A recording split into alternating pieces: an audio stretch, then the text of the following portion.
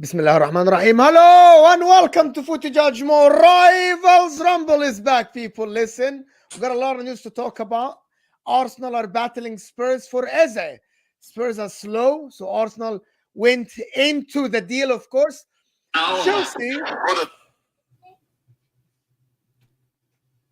Chelsea, something came, I don't know what happened, but Chelsea Esteban to 2033, people. Another 10-year contract, 8-year, 9-year contract for another youngster for Chelsea, of course. And who else? They are linked to Jonathan David. Fantastic signing. Of course, big up everybody that is here.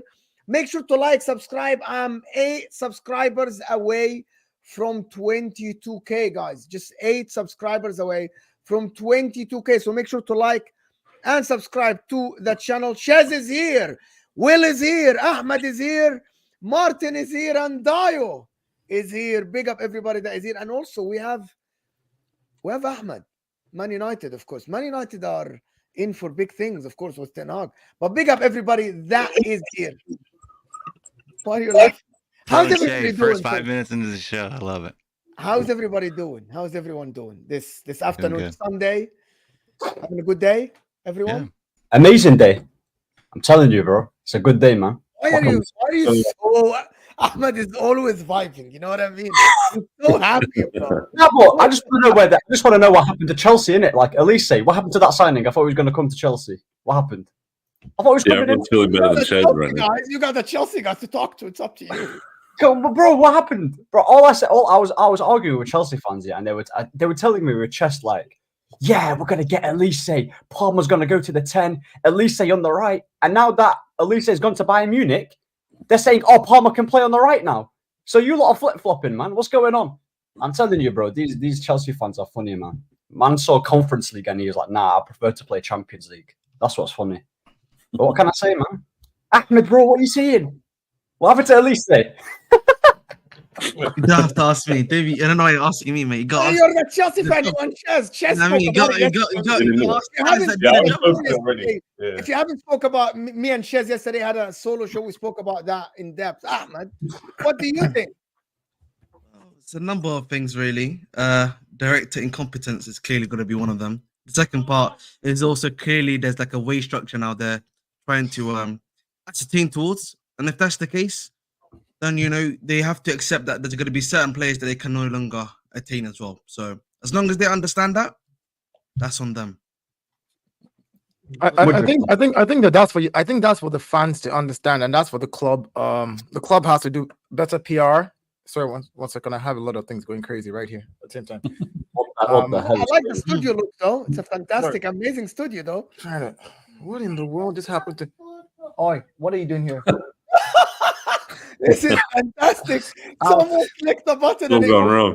Oh my god, everything's gone rogue here. Sorry, my bad. We're back. Good. Sorry, apologies. My son just walked in and acted crazy. So I was saying, I think it's for the club to do better PR. I'm not roasting you right now, as I'm not trying to banter you guys. I agree with you. Your wage structure is a new setup that you guys have decided to set up and say we don't want to pay more than this, which means there are certain players you're not going to get, which means the club needs to do better by doing PR to the fans and saying, look, this is where we are right now. This is what we want to do. And when we get out of this mud and our finances are balanced and we're looking good enough, we can then go to the next level and attain. But I think your fans are so used to winning in the last 20 years. This is crazy. So used to winning in the last 20 years that all they care about is the win. And as far as they're concerned, isn't that a lie, Deo? Like, they do have the finances. No. But I think fundamentally, it's not FFP. Dio is not FFP. I think for me, fundamentally, they want to say, I think the maximum is 150k a week that we're gonna give. Yeah, and that's, I think, not including bonuses. That's the maximum they want to give. So the moment you do that, you are definitely cutting yourself from a tier above, and they have the finances to do it, but they are unwilling to do it. So, and if that's what they want to do, let them do that, man. But I just want one question answered, guys. Is Elise still better than Saka, or has that been readjusted now that Elise's going to Bayern? I don't know. You said that. You know, I mean, that's not necessarily true. All right, that's not necessarily true. My lawyer, Chez. I know it is. I think when people say that. No, it's I always said, if you want to say like maybe ability and potential, you can make the argument for Elise, but in terms of consistency, currently you have to say Saka. There's no denying that at all. Yeah. Obviously, Ahmed is a good point. There's a balance between like paying like a certain structure and overpaying. So Sterling's like an overpay, and then you've got players who like you need to pay them a bit more money to get them in the club. There's a balance. Every club has to find a balance. Chelsea before the new ownership were paying money to players like Kepa, crazy wages. It never worked. But that's what we're saying. Your former owner, right, was a guy who didn't mind loaning a lot of money to the club, and and he didn't mind doing that. This is a company now that literally owns. Todd Bowley is part of a conglomerate that own your club now, and they're about their finances.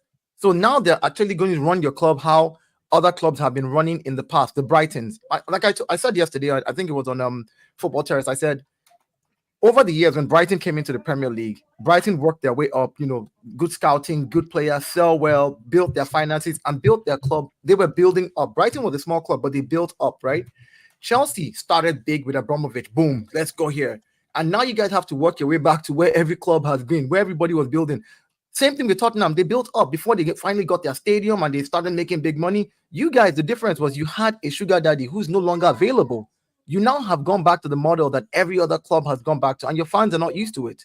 You're not used I think the problem is with that point, Dio. The problem with that point I have, Dio, is that I don't think that's necessarily true, personally, for me. Like, yes, maybe we're not making as much money, and we had at least. No, I'm talking about the running of the club, not the money. I mean, just the running. Well, I get what you're saying. I'm just trying to make the point that I get what you're saying. I'm just maybe saying a bit differently, right? But the point I'm trying to make is that within any wage structure, there has to be an allowance for a player or two. I'm not even saying there has to be 5 players that have to have that or 6 players, but a player or two who are definitely at a certain level, who are consistent. I'm gonna say consistent, not experience, consistent production, right, or prediction wise, that you have to bring in, that you're gonna have to pay some level of big wage draws.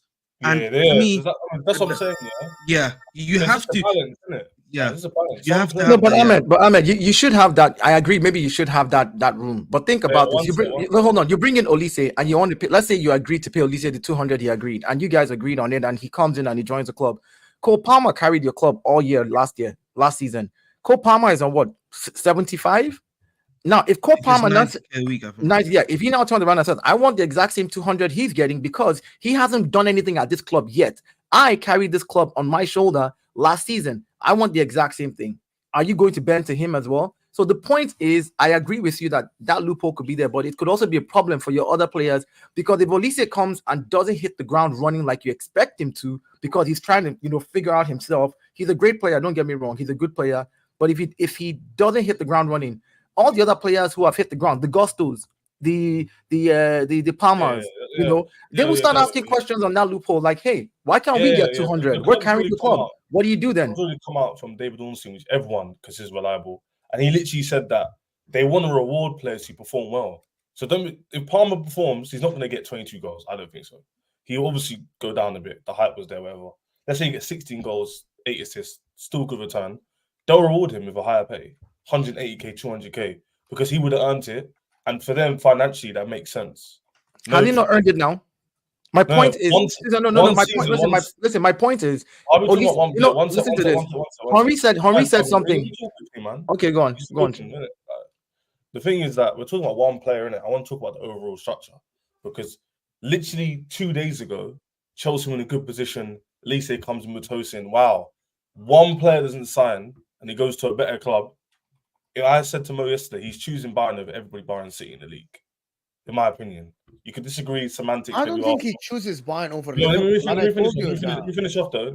Yeah, but we disagree with you there. But Mo, you can, but I'm just giving my opinion though. Okay. So what I was saying was that choosing Bayern, like Mo said earlier, is actually that's just what happened. I think he's laid it up. When Chelsea can offer me 180, they can offer me 200k. Don't want to play Conference League? No. Champions League, can I win a league there? Highly likely. Am I going to be challenging with the Champions League? Highly likely. That's a better option. That's all I think it was. I also think the directors, for what if you've read, I think the club saying the money. One sec. I think the club saying about the money, they thought it would make them look better because they walked away from a player demanding more, but in turn, it made them look worse. So I think their PR stunt of no money, I think it's backfired on them.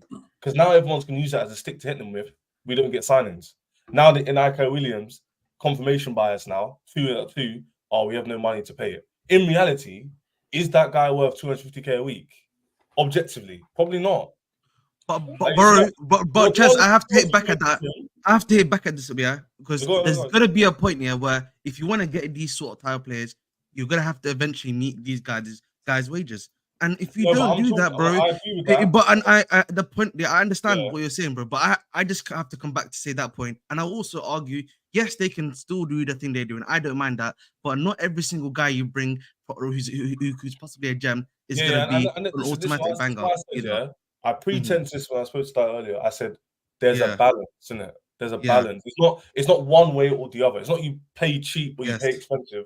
There's a balance. It's context. You might get an Mbappe regen, and you're not going to not get him because the money. So there's obviously, and also you can't be like getting Brazilian players like Pokemon characters the same time as saying you don't have money, right? Like they're not exactly prioritized. The issue for me fundamentally is we can spend really big on like actual players, but it seems that the wages they're trying to bring in for these players is limited them severely. I think it's not just Ahmed, the overall thing is your FFP. That's the overall thing that your club is looking at. And this is why I said at the very beginning, you guys you now have owners who want to run it as a business, and not an Abramovich who was running it as a PlayStation. Abramovich ran your club like he was playing FIFA. He owned it. He bought whatever player. Correct. I get what you mean, bro. I agree. He bought whatever player he wanted to buy. He had them. He was playing FIFA manager. He was playing manager. That's what he was doing. The guy just did. He did it for the joy. Look, Chelsea for me under Abramovich. For Abramovich, that wasn't his bread and butter. That wasn't where he was making his money from. That was his like I can go watch football in my stadium and just watch my boys play, and then I can go on and do my all business in Russia. That's what that guy was doing. Now you have owners who are running it as a business, the same way they've run. Arsenal had a board in the past, but now we've got owners who are now running it as a business. Same way Tottenham. What's his name, Levi or whatever the owner's name is, Brighton. If you look at every other club, that's how they are run. Now, some more popular than others, of course, because of popularity, you make more money. The problem is now that Chelsea is being run that way, Chelsea fans can't fathom it. They don't understand it. No, I don't think that Chelsea's the same as Spurs. Even like Spurs have done a very smart thing of like. No, I said they just started. Martin, I said they just started. I think that they're not smart in their decisions, and I think Ches is being pretty honest about that. Like surprisingly, how do you feel about the Jonathan David links and like readjusting? Yeah, I don't know much about him. No, he's not. He's a good striker. I don't know much. No, you'd be lucky to have Jonathan David. What I don't like. I'm sorry to tell you, this is my opinion. Hold on, guys. Nicholas Jackson is clear of Jonathan David. I refuse to bring him to man. Yes, what are you saying? What are you saying, Will? That Jonathan David is a good signing for Chelsea? Yeah. Why are you saying that? Why wouldn't Jonathan David be a good striker? Yeah, why is everyone so one side or the other? Where's this opinion coming from? That everyone wants him week in, week out. I've actually maybe because you guys don't watch a whole lot of CONCACAF football, but I watch. I've actually watched you. Ahmed, he's like, no, I don't want him. Like defensively, how do you know that defensively? No, I've watched. Because I watched Ligue 1 as well, so I've actually watched the player myself. And the issue for me, Golden Boot in Ligue 1. What? If you actually watch him, the way he plays, the style he plays, he doesn't even suit the Maresca system that we're trying to bring him in for. Secondly, some of the goals, like the way he scores goals, in my personal opinion, like the way he shoots the ball. Yeah, if you're complaining about the way Jackson shoots the ball, wait until you see him, right? And that's pretty much it for me. Yes, he can score goals in Ligue 1, but I do not think that's going to be able to translate into the EPL, in my personal opinion, particularly with the way he plays. That's what it is for me personally. You know, that's a good point. That's actually a good breakdown in your opinion, obviously. But I feel like there's a no win-win scenario here because, like I told Mo yesterday, Somerville is an example. Chelsea get linked with him, and he's a bum. He's meaties. Let me land, innit? He's a bum. The problem is, Mo, Ches, but you're missing the point, Ches. Before you go, you're missing the point. You let me land, so you didn't hear the point. How can you miss it if you didn't hear it? Let him land. Anyway, as I was saying, Somerville, I don't even know the guy, innit? So I'm not gonna call him good or bad, innit? To get it. But what I don't like is Chelsea get linked to a player, and all of a sudden he's just average. He's okay. Literally, Will, I heard my whole Chelsea fan base on Twitter yesterday. I deleted the app, right? I had it back. Bro, he's meaty, he's rubbish. I guarantee you 90% of the people never watch this guy play. But because that's the point, Ches, Habibi, that's the point. The point is, listen, if Arsenal tomorrow are linked to Osimhen, and they are like negotiating with Osimhen, and then suddenly Arsenal are negotiating for the same position that they wanted for an unknown guy, I have to turn around and say, what are you doing? Okay, but he's not unknown. Pretty unknown. And I know. Listen, I know. Listen. So Will is going to say golden boots, right? Lacazette scored 19 goals in the same league. Lacazette scored 19 goals in the same league. Literally a better striker than anyone at Arsenal right now. No one is saying the guy is. No one is saying the guy is a complete bum. He's a professional. The guy is a Richarlison. That's all he is. That's what he is. He's a Richarlison. Guys, can we speak? Easy. Yeah. I'm just gonna make one point. The point is, if Chelsea are linked to Olise, and then the next day you're linked to Somerville, that's a massive downgrade in terms of the level you're attracting. So we're not saying that Jonathan David is a complete bum. He might be a good forward that played for Ligue 1, like Pepe, who played and Arsenal got him. But the point is, you're linked to, we're getting Osimhen. You're getting Osimhen. Okay, we're linked to Cisco, who is a prospect or whatever. And by the way, even the Cisco signing, people were skeptical about it. That's what I was going to say. Cisco, by the way, we're linked to Duran, Samo, and Jonathan David. It's all about, if you were in the beginning, hear me out, Chet. This is the last point. This is the landing point. I get your point, bro. But maybe the people don't get my point. If you are in the beginning, are linked to Jonathan David from the beginning, and that is the level you're linked to, nobody would have been here bantering you. But the problem is the level keeps going down. What happens if you don't get Jonathan David? Where are you going? To a championship? No, can I answer this? Yes. Why have I been hit? You know what's so funny about your statement, yeah? What's everyone been saying all season? The summer transfer market is going to be mad. There's no strikers available. there's not really many high quality strikers. Is that not true? Unanimously, everyone would be saying it. Yes or no? It is true. So if what I say is correct, what you say is correct, then you can understand why they're going down the list. If Watchalongs is priced out, Arsenal don't even want to pay for him. They're going for a league title. Yeah. Chelsea spent too much money, like everyone says. So why would we go for him? Sesko isn't joining. So what do you do naturally? You go down to a list. What happened to Elise last year? We didn't get him. Went down our list and got Palmer. And you also go down the list in the Premier League. Exactly. No, but Elise was higher than Palmer on the list. We couldn't get him. So we went for an alternative option. We do that. And Mo goes, oh yeah, but you're going down the list. Yeah, that's exactly literally. But I have the same energy for Chelsea.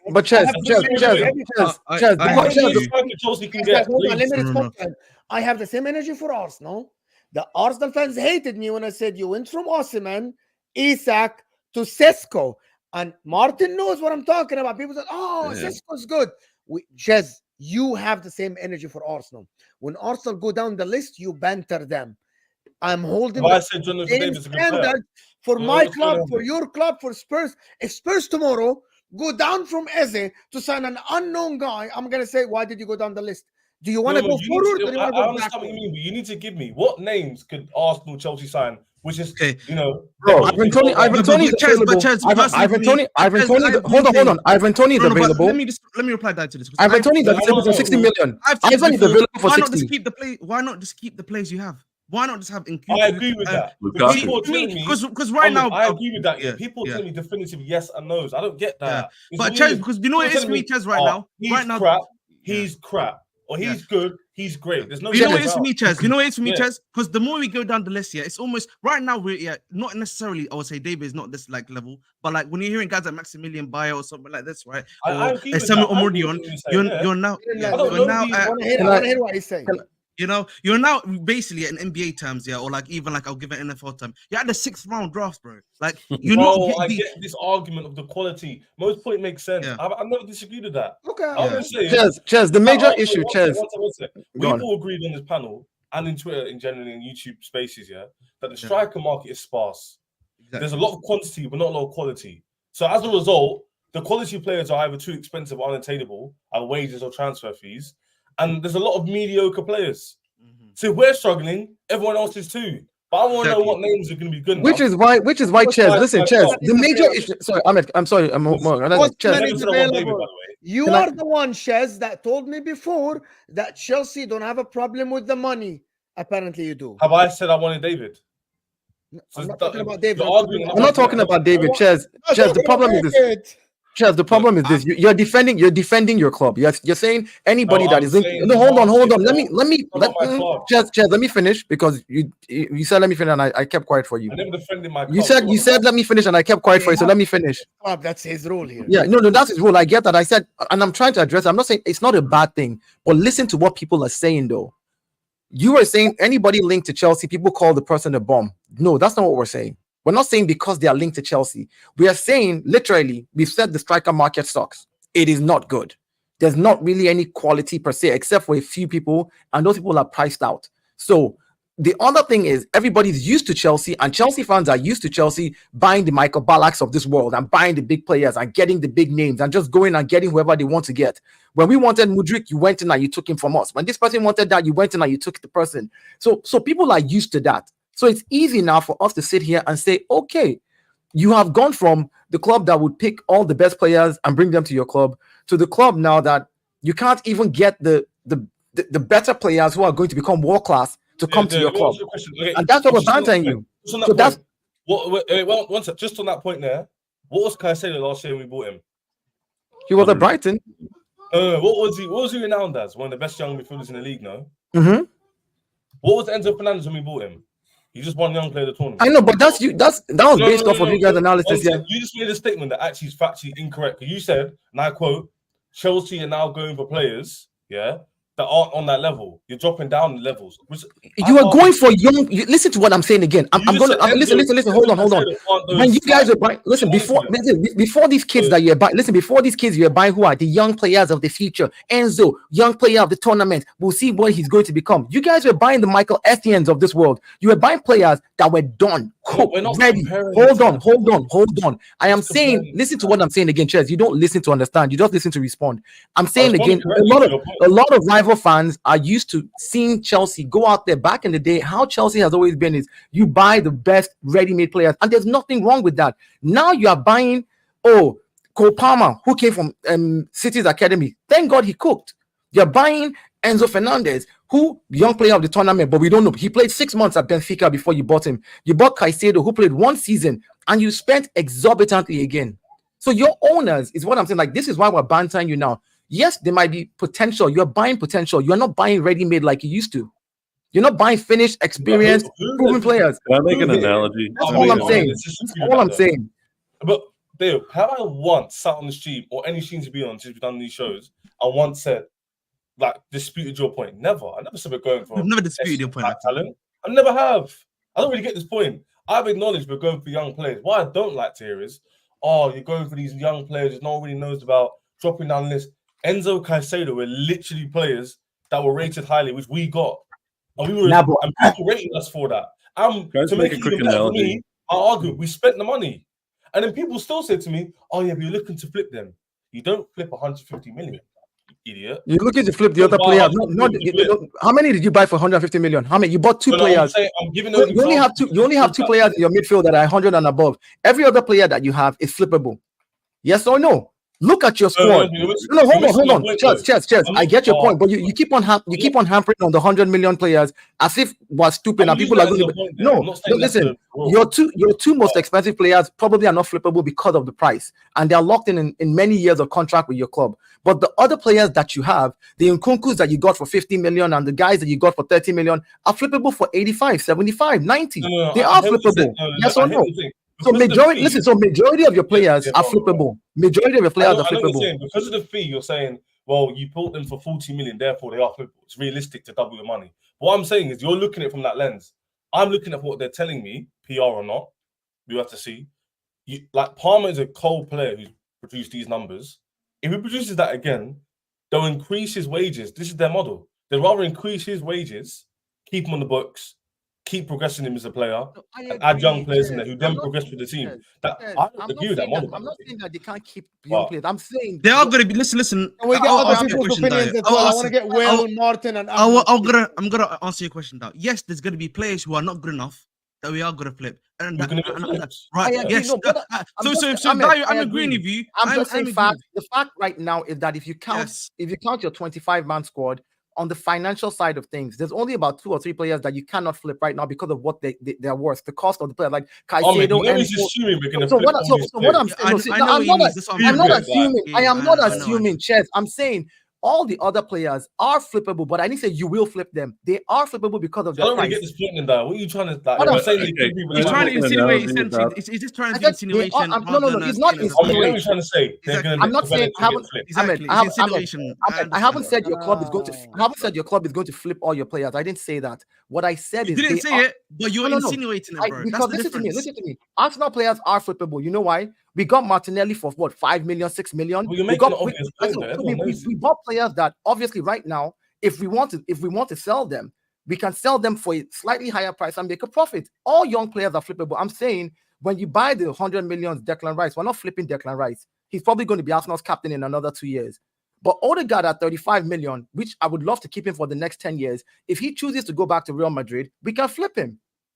You see what I'm saying? Like, if a bigger club comes, so well, I'm not using it here. Like, what are we trying to say about Chelsea? He's just trying to insinuate that we're going to. So my point is that you are now like every other club, unlike before where you used to buy ready-made finished players and come in for the kill. So now that you're going for the people likes of Jonathan David, people are now bantering you and you're not liking it. That's all I'm saying. What is this point you're making? It's so weird. Like, everyone knows this.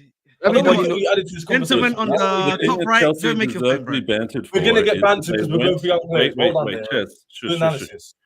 Chess. What Chelsea deserve to be bantered for is that they went to the club and all the hot ladies were there, which are the strikers, and they went running around to every one of them, giving them their number and trying to get them to come home. and they all said no. And now you're stuck with Jonathan David at 2 a.m. and like everyone's Martin, right? this and you guys were knee sliding over Sesko let me respond to this. And you were going to challenge to the top of the league. So I feel like that there's like an adjustment that needs to happen in your expectations where, top 4 in a trophy, everyone seems to be saying is a mantra for next season, but you've got a championship manager. You've got a broken squad that's unbalanced. And I think that like no one really wants to go to Chelsea unless you pay them a lot of money for 8 years. So cool. So let me respond to a lot of your very poor points. All due disrespect. Sorry. All due disrespect. The first point I'm not going to hear is your points are so bad. I'll be honest. The first point I don't like you hear is when you're telling me, no one wants to join Chelsea. We finished 12th in the league. Yeah. Liverpool offered a 5-year contract, very similar wages. It got like announced on Twitter. So if you don't believe me, do a quick search in it or Google search it. He still chose Chelsea. Okay. People said to me the reason why he did that is because he had an agreement with us. If a bigger club comes in for you, like Elise, you'll go to that club if you want to. No one's stopping you. I think Caicedo was special. Like he actually agreed to go. He didn't want to go back on his word. I'm using him as an example, and then you're talking about broken squad, this and that. Despite everything you've just said, we were 2 points behind Spurs, who overachieved in that season, 4 points behind Aston Villa in the league. With a manager we all agree was not the greatest in the league. Yeah, and you guys sacked him, and you want to start again with another guy. Mr. Pochettino didn't do like 80% well, and the squad was about 40% expectation level. It was more like the squad was about 60% well, and the manager was like 60, 70%. He could have done more. The squad could have done more. But despite that, we only finished a handful amount of points away from Champions League. So the way you're denouncing it is like we're so far off. We're mid-table still. We haven't progressed from the season before last, and we're just stagnating. They clearly have a plan. I agree with it 100%. I'm not going to sit and deny it and be like, it's so sick, it's going to work. But at the same time, it's very disingenuous to say no one wants to go Chelsea. You know what I'm saying? The Championship manager's going to bring us back. Obviously, you guys can get players, but like, I think if I can just quickly reply to Martin as well, I don't think the issue is players not wanting to come to us. I just think the issue is going to come into us. Yeah, when you go to these type of players, they're not going to fit the wage structure that we're currently trying to implement. That's all it is, bro. You know what I mean? And then when that happens, and you go to them and you give them that offer, the majority of them are going to be saying no. So we just need to realize, the directors need to realize, stop going for these guys if we're not going to pay these wages. That's all it is. I think you guys are just sleepwalking your way into a situation where you've built a squad that's been made up of several managers' input, several board members' input. You're going to end up kind of like the Manchester United situation where you have a bunch of players you can't get rid of, and it's going to be too late before you wake up and get mad at the owners. But can't get rid of players. Did he just say we can't get rid of players? No, Chelsea will be in that situation. Chelsea are one of the best sellers in the world. One thing about us, if you listen, our actual contracts, Martin, are very easily able to move on players. We can move on players quite easily. That's one thing I do agree with Dyer, by the way. Yeah, you guys are good at selling random squad players to like. We sold you Havertz to make 65 million. What are we doing here? Not him. I mean, like right now, you're selling a Maatsen and all this kind of stuff, right? Like you're doing well on those sales, but the squad you're building, I think like Mudryk will be hard to move. Sterling will be hard to move. Chilwell, Fofana, like Chilwell's got 2 years left on his deal, right? So next season he's only 1 year left. So no. Listen, Ahmed. We literally were able to get Kepa sold out on loan to Real Madrid, and he's possibly we got 55 million for a guy with 1 year left of his contract. Like we need to carry on. Ahmed. So you finally agree that your owners are about the business. You can see you are just very. You're very. I don't disagree with you, though. I don't disagree with him about that. But this is what I'm saying. This is what Chelsea fans are not. Like, see, you guys might represent Chelsea fans and try and be logical about how you approach the discussion, which is fair. But a lot of Chelsea fans out there don't understand it anymore. All they care about is we need to win, and your owners right now are good salesmen. They know how to sell, and everybody can praise them for that. I praise them for that. They know how to buy, sell, and balance their books. And that's all they care about right now, which is why they've introduced the wage structure, which is why they're selling players the way they're selling players. They're making sure that, they sold the training ground to the mother company or something like that to Clear Lake, and then Clear Lake is now managing it, and then they'll eventually return it back. Like, they're smart. They're not. They didn't become billionaires because they were fools. So for them right now, I'm just telling Chelsea fans, you have a lot of unknowns. You have a lot of young players that you need to blend together. You have a new coach again who's not had any Premiership experience. I hear Ches saying, "Oh, we finished 2 points or 3 points away from Tottenham, who was considered as a club that overachieved. You were also 3 points away from being 8th position, and you were 5 points away from being 9th. So don't make it sound like you were 3 points. Like, no, my point is, if you had drawn a game or lost a game in any one of those runnings, you would have been 9th position. Again, as you say, Ahmed, it's not a diss. As you say, my friend, yeah, Dio, you're engaging hypotheticals, which you do not like to engage in either. So please let me finish, bro. I'll let you speak, bro. Please let me finish, yeah.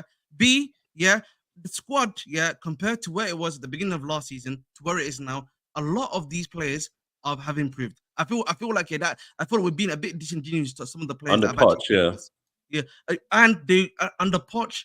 Yes, you can say that, but at the same time, there's also personal development, which they've also improved upon. Can I also add in what I said to Marissa, that people really sleep on our squad purely because of the injuries as well. Like, we've had not just a normal amount of injuries, we have like astronomical amount of injuries. So Man United, so the other teams. So I'm not discounting them. I'm not saying we're different to everybody else. But we haven't seen even like 50. I swear to you, Ahmed, correct if I'm wrong, I don't think I saw like Fofana, Nkuku, Palmer, and Jackson even the same pitch. Yeah, you guys. Players are like, oh, I'm not even mentioning James. I didn't even mention James. They're 4 players I expect to be fit just to play in the squad. So, like, you know what it is? I feel like what's happened here is there's a lot of different reasons why our team is where it is. I feel like people just focus on certain reasons to justify bantering or certain agenda they may have. And money, or it's not your injuries, the squad is rubbish, or it wasn't your manager, it was just some of these individuals. I think there's a different factors in it. I think there's many different reasons why. And who do you blame? Can choose to view whatever you want to view as the more important reason. I'm not saying, by the way, I'm going to say this now, I'm not saying Poch was the only reason why we finished 6th and didn't win the cup. I'm not saying that. But I'm saying he could have done more in his role. That's just how life is. Doesn't mean the manager's poor just because you can be poor as well, just because your manager's doing crap. You still got to hold a certain level to yourself.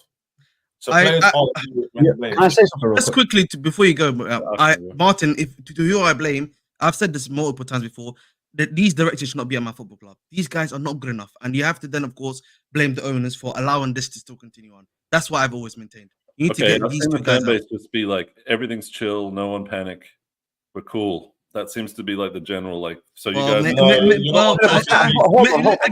I always. Can I get a Will and Ahmed, please, guys? Please, guys. They haven't said anything. Go ahead.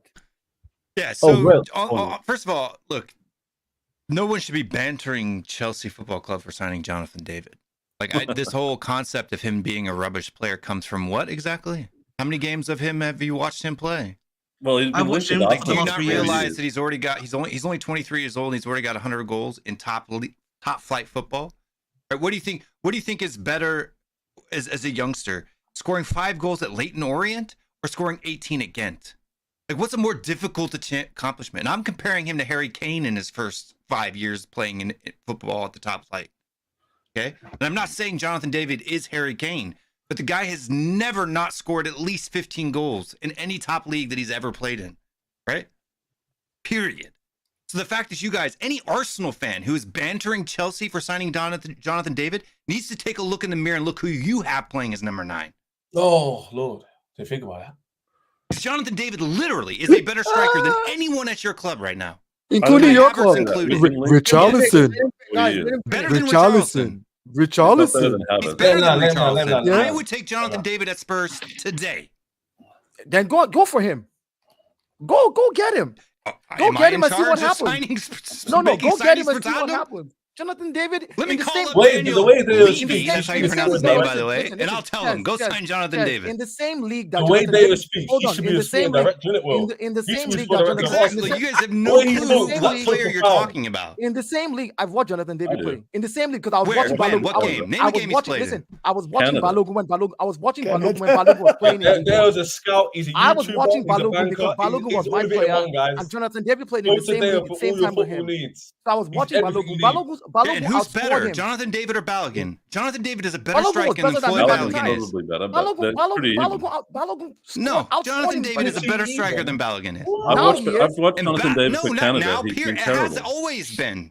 Yeah, and that's why Balogun outscored him in Anyway, let Ahmed speak. Ahmed's waiting patiently over there. 2 seasons ago. You're going to argue Look, that? Balogun is the striker for my national team. I'm not going to throw shade at somebody. I think Balogun is a good striker. I think Balogun is a better striker than anyone you have playing for your club right now, and it was a mistake to sell him. I've said that. I've been saying that since you sold him, right? But Jonathan David is a better striker than Balogun is right now. Period. Facts. He is more proven. That is facts, to be fair. Listen. Let me just give my sentiment about Chelsea. Yeah, banter aside, innit?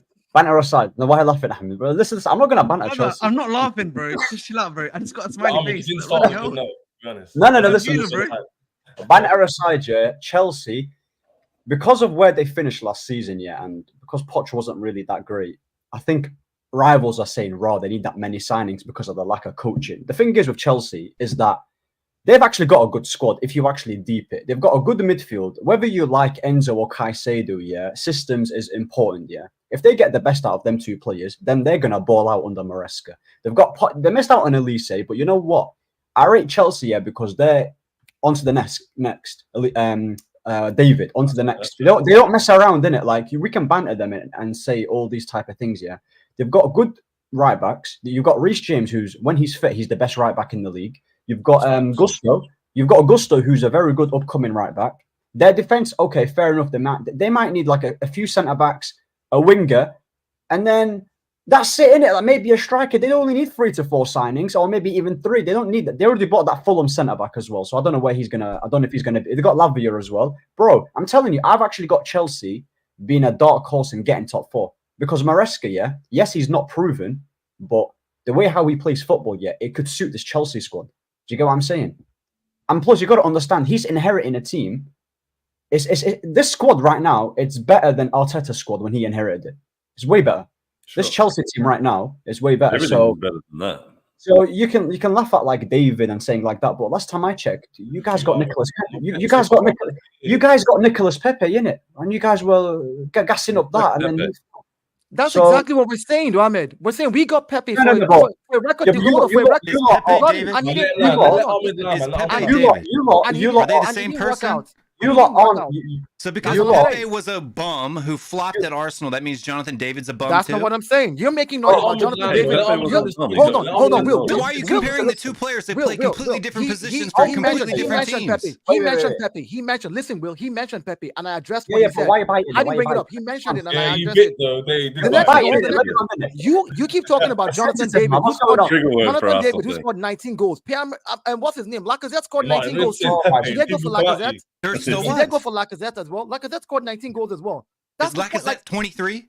That's not the point, though. Lacazette, you were saying, there's a huge difference, man. You said he scored 19 goals. He scored 19 goals in the season. There's a huge difference between a washed-out guy with no knees and a 23-year-old on the up and up, bro. A washed-out guy with no knees scored the same amount of goals with a 23-year-old that you are popping up. And I'm saying that 23-year-old is not as good as because Lacazette has more experience. Oh, yeah. Now Lacazette's experience that scored him is 19 goals. And not the fact that he's where's Jonathan David going to be when he's 28, 29, 30 years old? Bro, Chelsea, don't go for that guy. He's not good enough for you. He's going to be in the Turkish league. That's what I'm saying. I've seen him play for Canada a lot.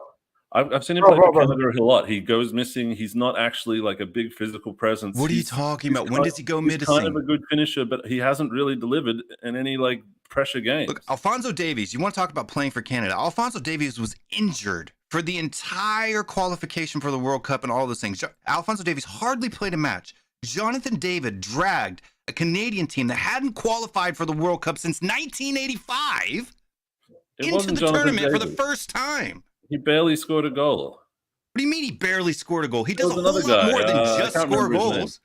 I can't remember his name. There was another guy that scored the clutch goals. Jonathan David went missing. Who assisted that guy? For 4 years. I know this guy. He's not on the level. He's not a Premier League striker. Let me just say something. Because look, I've not watched Jonathan David in it. I haven't watched him like that, so I can't give my sense on it yet. So everyone's laughing at it. Okay, you can laugh at it. That's fine. But last time I checked, I said I emphasize so much about systems, yeah, because that's where the game's heading in it. That's where the game's heading. If you have a good system, you can make average players look amazing. Yeah. No, I don't know about what Arsenal fans were saying, yeah, but not all of them thought that Havertz would do well. He's joined Arsenal. That's true. He joined Kai Havertz. Wasn't really doing that well at Chelsea. Everyone had reservations, yeah, and most Arsenal fans did. So you put him in a good system and you're getting the best out of him. Where if Chelsea get this manager right, and also inheriting a good squad that they have, because their midfield is solid, bro. Like, I don't believe that Caicedo and Enzo are bums. The midfield is good for me. I like the midfield. Your midfield is probably your best area on the pitch. The best area, to be fair. It is the best area, and you've got decent fullbacks as well, bro. If he gets it right, a few changes. It's not even me just glazing. Well, they need an actual. I'm not going to sit here and say a left winger. I'm not. I mean, Martin. What he's saying is by like, the way. Needs to improve. What he's saying is like, I'm not going to sit here and say our squad is like complete and I'm yeah. But what I'm pushing back on is how people like are so one side, like really negative about my squad. Like it's really bad. Squad people is telling very me, good. I like it. No, wait. People are telling me we were lucky to get sixth. That's what we're doing. That's what you call hindsight analysis. That's Jonathan Davis scored 9 goals in World Cup qualification. Did you hear that? People were saying to me, you were lucky to get 6 or 7. 9. I was like, oh, in 2022, he had 9 goals in World Cup qualifiers. No, defensively, one topic. It's not about Jonathan David. It's about the readjustment of Chelsea's targets from caviar and the finest champagne to beers and like 2-minute noodles. This is the adjustment in where you think your club is. This is what I'm saying. Chelsea scouting, yeah. As much as you might laugh at the young, they're actually good players. Like they're not. These players we're targeting might be unknown to you because you're not like Deo. Deo knows everything, and he's sporting director, manager, banker. So obviously, people like him are anomalies. But the average person doesn't know about all these signings. So you might look at it and go, "Who the hell is Cole Palmer, man? What 40 million for that bum?" I knew who Cole Palmer was. He just banged against obviously the community shield. You, Deo, are the specials. You know what I'm saying? There's special people in it, but everyone else like me, normal. Yeah, I don't know about Palmer. Came and done the job. I'm not comparing him and saying. So you're basically saying the system that Arteta used, where he bought unknowns or like relegated keepers or whatever. You just don't know. You've got to give them a chance. They'll be great, right? That's the same for Maresca. Same point Ahmed was making. It's like you don't know. A system could turn this into magic, but like it's a 10% chance. Yeah. You're trying to. Bro, I saw Jurgen Klopp get a tune out of Jordan flipping Henderson, bro. That guy's a bomb. Jordan Henderson, yeah. This guy gave Jordan Henderson a career. He gave him a career. No, I've got a perfect point for these men to sum it up. You know England, yeah? I've got a perfect point for you, man. You know England. What does everyone say? Good players, poor manager. When it comes to Chelsea, it's just, oh, your manager's good enough, but your players are crap. Your players are rubbish, man. Now they're average 6, 7, yeah. But no one talks about the manager being the main point. They talk about him a little bit. Poch's a little bit of an issue, he could have tweaked that. But you know what, Ches? Gallagher misses sitter, so it's therefore Gallagher's fault. When it comes to England's squad and people's own squads, it's the manager has a massive part, the style of play, etc. When it comes to my club in particular, because everyone thinks we're 6th in the league and that's our peak, it's Chelsea have an average squad, it's okay, you need to get a lot of players to improve it. Arsenal's players before Arteta made the system weren't these world-class players. They weren't. But I saw progress. Poch was actually making progress. System, and you have a system, and it improves your players. Is that wrong? Yes, that's what we're seeing. See, my thing with Chelsea is this, Ches. Chelsea, I hope you have the patience to stick with Maresca, because what I'm saying is you have a manager who doesn't have any experience right now in the Premiership.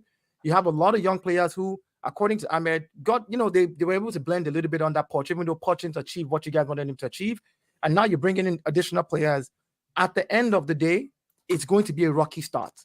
Nobody's saying your players are crap. Your players are potential talents that could become world class. Nkunku, I rate him. Palmer, I rate him. Gusto, I rate him.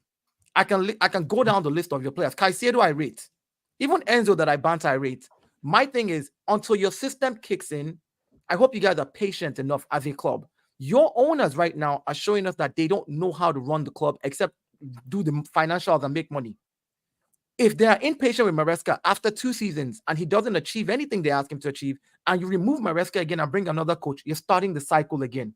You've done it with Poch, you did it with Potter, you did it with Lampard in the middle. So my thing is, at the end of the day, this is why when you look at the Chelsea of old and the Chelsea of now, you're asking yourself, dude, Mihajlo Mudryk had more coaches than goals. He has had more coaches than goals. Like, it's insane to think that he's been on that 3, 4, 5 coaches. Can I just say something real quick? All I'm saying, sorry, I'll just wrap it up. Yeah. All I'm saying is, yes, you're starting a system, and this system looks like it's going to bang. I'm not going to kid you. You guys have the potential talents that are there. I see it. We don't know what Maresca is capable of. We can look at what he's done in the championship. But the truth is, if it doesn't work out, I hope you're patient enough. Like we were patient enough with You have to be patient, Arteta. though, bro. I'm sorry. I'm gonna come in. I haven't If you're spoken not- for a while. I'm sorry, Shidai. What is? Can I just, in short, what are the talents that are gonna bang that you think? Let me see. To be honest with you, I think Caicedo. I need names. I need. I names. said Caicedo is going to bang. Gusto will bang. Palmer will bang. James, I think it's Hold on. So you think Malo Gusto is gonna reach the level of Reece James or Trent Alexander-Arnold? I think in the or right system. Ivanovic. Listen, in the Why right are we system. comparing In the right Gusto to system. Listen, Ivanovic? in the right system. No. I think He's saying. Mo. Hear what he's saying. He's saying the team has the capabilities and the talent to reach the world-class level. So I'm holding him accountable for that statement. Yeah, but that makes sense. That makes sense. They don't have to respond. They don't have to respond. Why doesn't he have to respond? It's my show. He can respond to me. No. Don't do this. I'm talking to him, Shiz. Don't. I think it's to him. I'm not talking to you.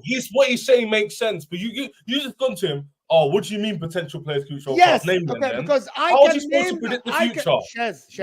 The hell? To be honest with you, I can name the players at Chelsea that I think they have the potential to be the best in the league or one of the best. Okay. Cole Palmer, Caicedo. I named those two as well. Reece James already. I think fit Reece James is arguably the most balanced right back in the league, arguably, right? So I'm not gonna hold Reece James to like, okay, he has potential. Reece James hasn't been injured, but the two players that can challenge for the first team in terms of like the best team in the league, the best positions are two players only, in my opinion. Yeah, Cole Palmer. I am just saying because he said you asked me, hold on, Mo. You asked me, and I mentioned. Hold on, you asked me, and I was mentioning the whole list of players that I think. I mentioned Cole Palmer. I mentioned Caicedo. That's it. I mentioned just to back your point, I also mentioned briefly, one second. I said in the right system. Sorry, I said in the right system. I do believe. I do believe that in the right system, those players have the talent to be able to rise. That's all I'm saying. That's all I'm saying. I rate them. This the whole stream. Never gets to speak. That just does this. This doesn't make you speak, bro. Your mouth does. I just felt like Like I thought if they got Olise though, it would have added a lot to their team. I thought one or more defender would have added a lot to their team. And their you know what Mo said yesterday, guys? He says 40% difference between Olise and not. 100% forward line. Yes, without a shadow of a doubt. Does 40%. anybody hold on? Does anybody disagree with this? Michael Olise 40%. Okay, so I'm gonna actually take it further. Michael Olise improves Chelsea front line by 50%. That's a mad stat. 50%. You know what that means? That means double. Yeah, he's world class. Remember, he's better than Saka. He's okay. like Michael Olise, guys. Michael Olise on that right side. Cole Palmer, and even if it's Nicholas Jackson and Nkunku on the left, that's good. Madueke, Cole Palmer, Nicholas Jackson, and Nkunku is 50% less. I'm going to tell you why. Because I believe Michael Olise with that front line will be at least able to contribute, if he's fit, to 25 GA of the 60 or 50 or 70 GA that the forward line. We believe that the forward line of Chelsea will get 70, 80 GA max. Michael Olise by himself, I believe, contributes 25 or more to that. No. Can I just disagree with that? Bro, Jackson had a 14-goal season and he wasn't clinical. He's now going to improve. And that's the point. You're assuming he's going to improve. Shez, that's the point. You said he's going to improve. You put out a statement. It's an assumption. Why are you assuming that he's going to improve, Jackson? Why are you assuming Olise would add 50%? Because Olise already did it. Chelsea scored 77 goals last season. You're saying Olise is going to add 33 more goals? You're saying Olise by himself will contribute? Not goals. Olise to the front line. I'm saying Chelsea scored.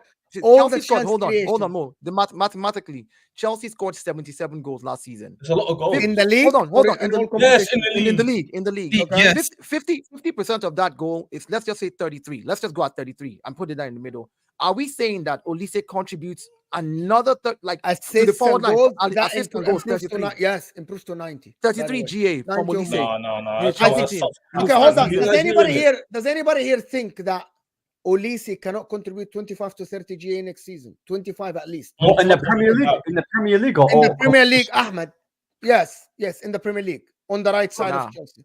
No, He in the Premier League, 30 maybe GA not in the next Premier League. season. He doesn't I would get- say he the season doesn't- after. 15 Not goals, this season, 10 but the You season know what after. the point? Do you know what the guys is? That's called backtracking. From Elise being arguably No, top 15 five. goals, 15 No, goals, hold 10 on, assists. hold on. Yes. Don't let him From do this. Olise arguably being Don't top let him do 5 this. right wingers in the league to Olise No. cannot get Mo, 25 games. What you That's said. what No, happens stop, to football stop. fans. You're Let's not track it assuming. up. That's He what gets happens You're to football assuming, fans yeah. when they don't sign. No, stop this, yeah. Wallahi. Most literally assume we're going to score the same amount of goals, and Elise is going to add.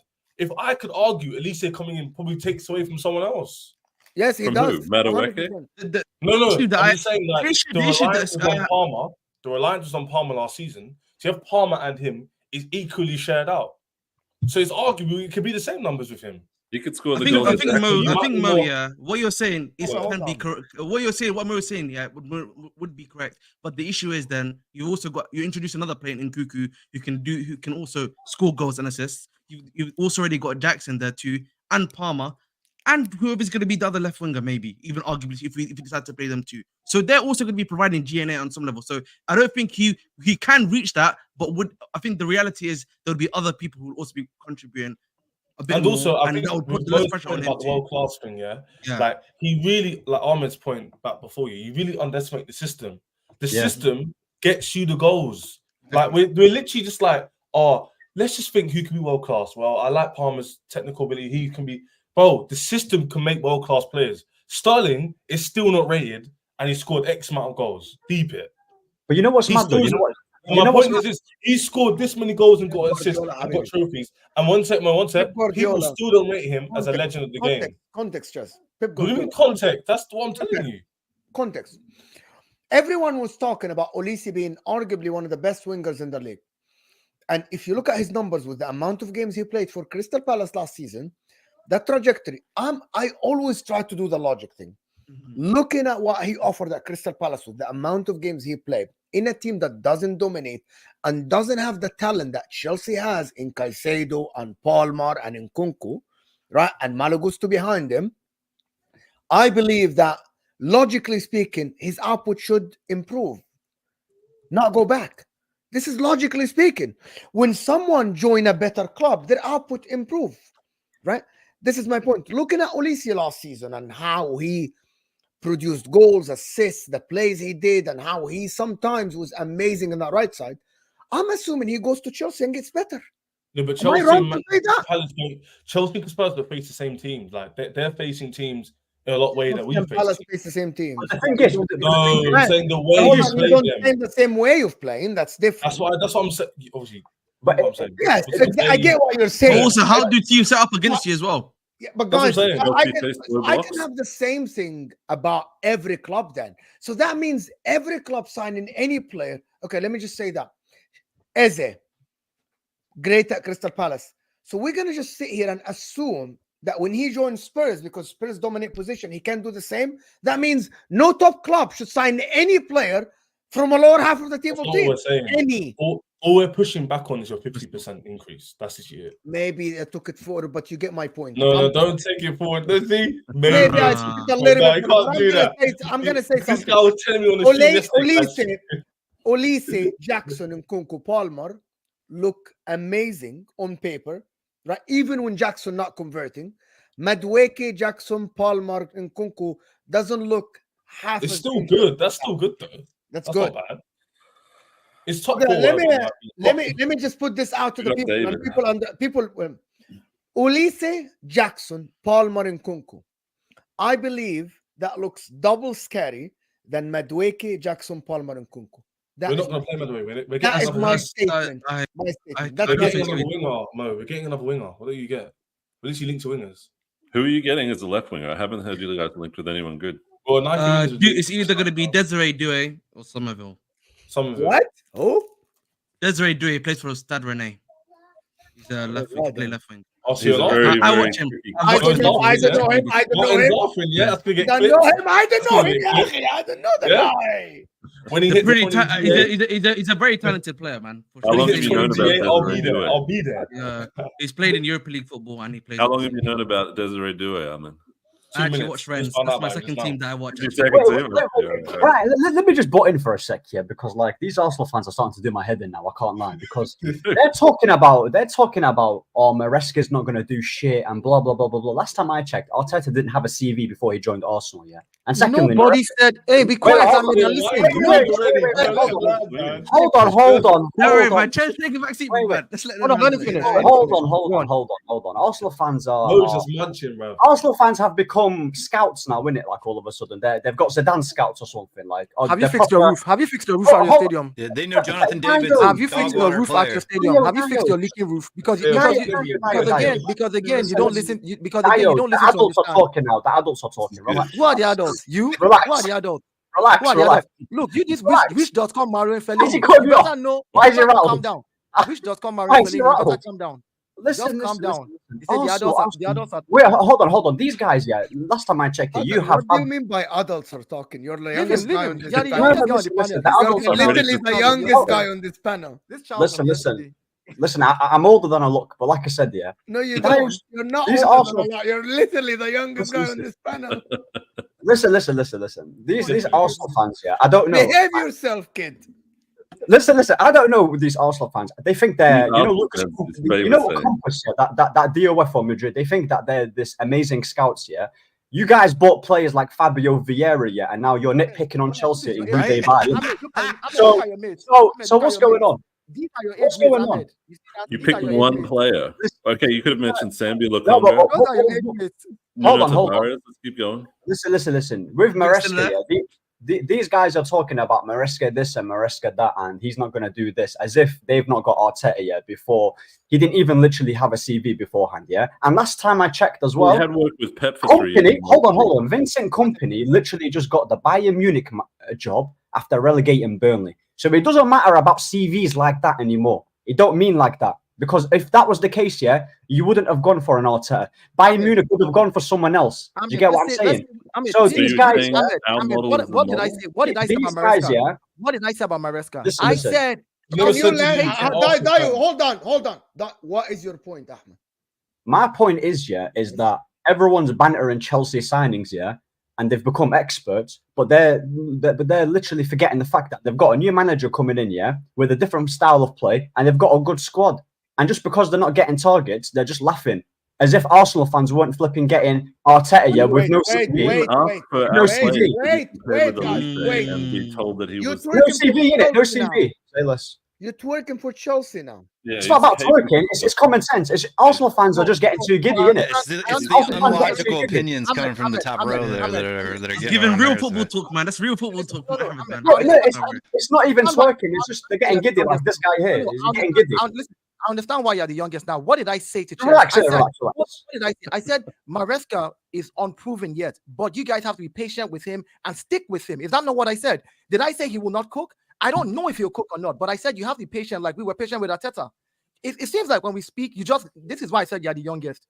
You know, they say it takes until you're 25 before your cerebral cortex in front finally matures and you're able to comprehend a lot of things. So I understand that. I'm the oldest one here, and I agree with what he's saying. So thank you. Big up, man. Big up. I simply said, Maresca, I don't know if he'll cook or not because he's not coached in the Premiership at all before. But as long as Chelsea is patient, Chelsea, did I not say that? As long as you're patient and you stick with him and you don't change him so that you don't start your system again, that's what I said.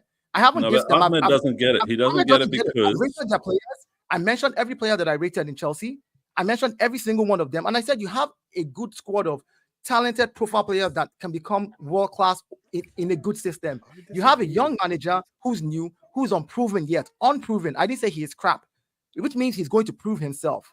And if you guys stick with him and don't just say, oh, after 1 season or 2 seasons, let's change him like we did Poch, and don't have to, restructure that system, then perfect.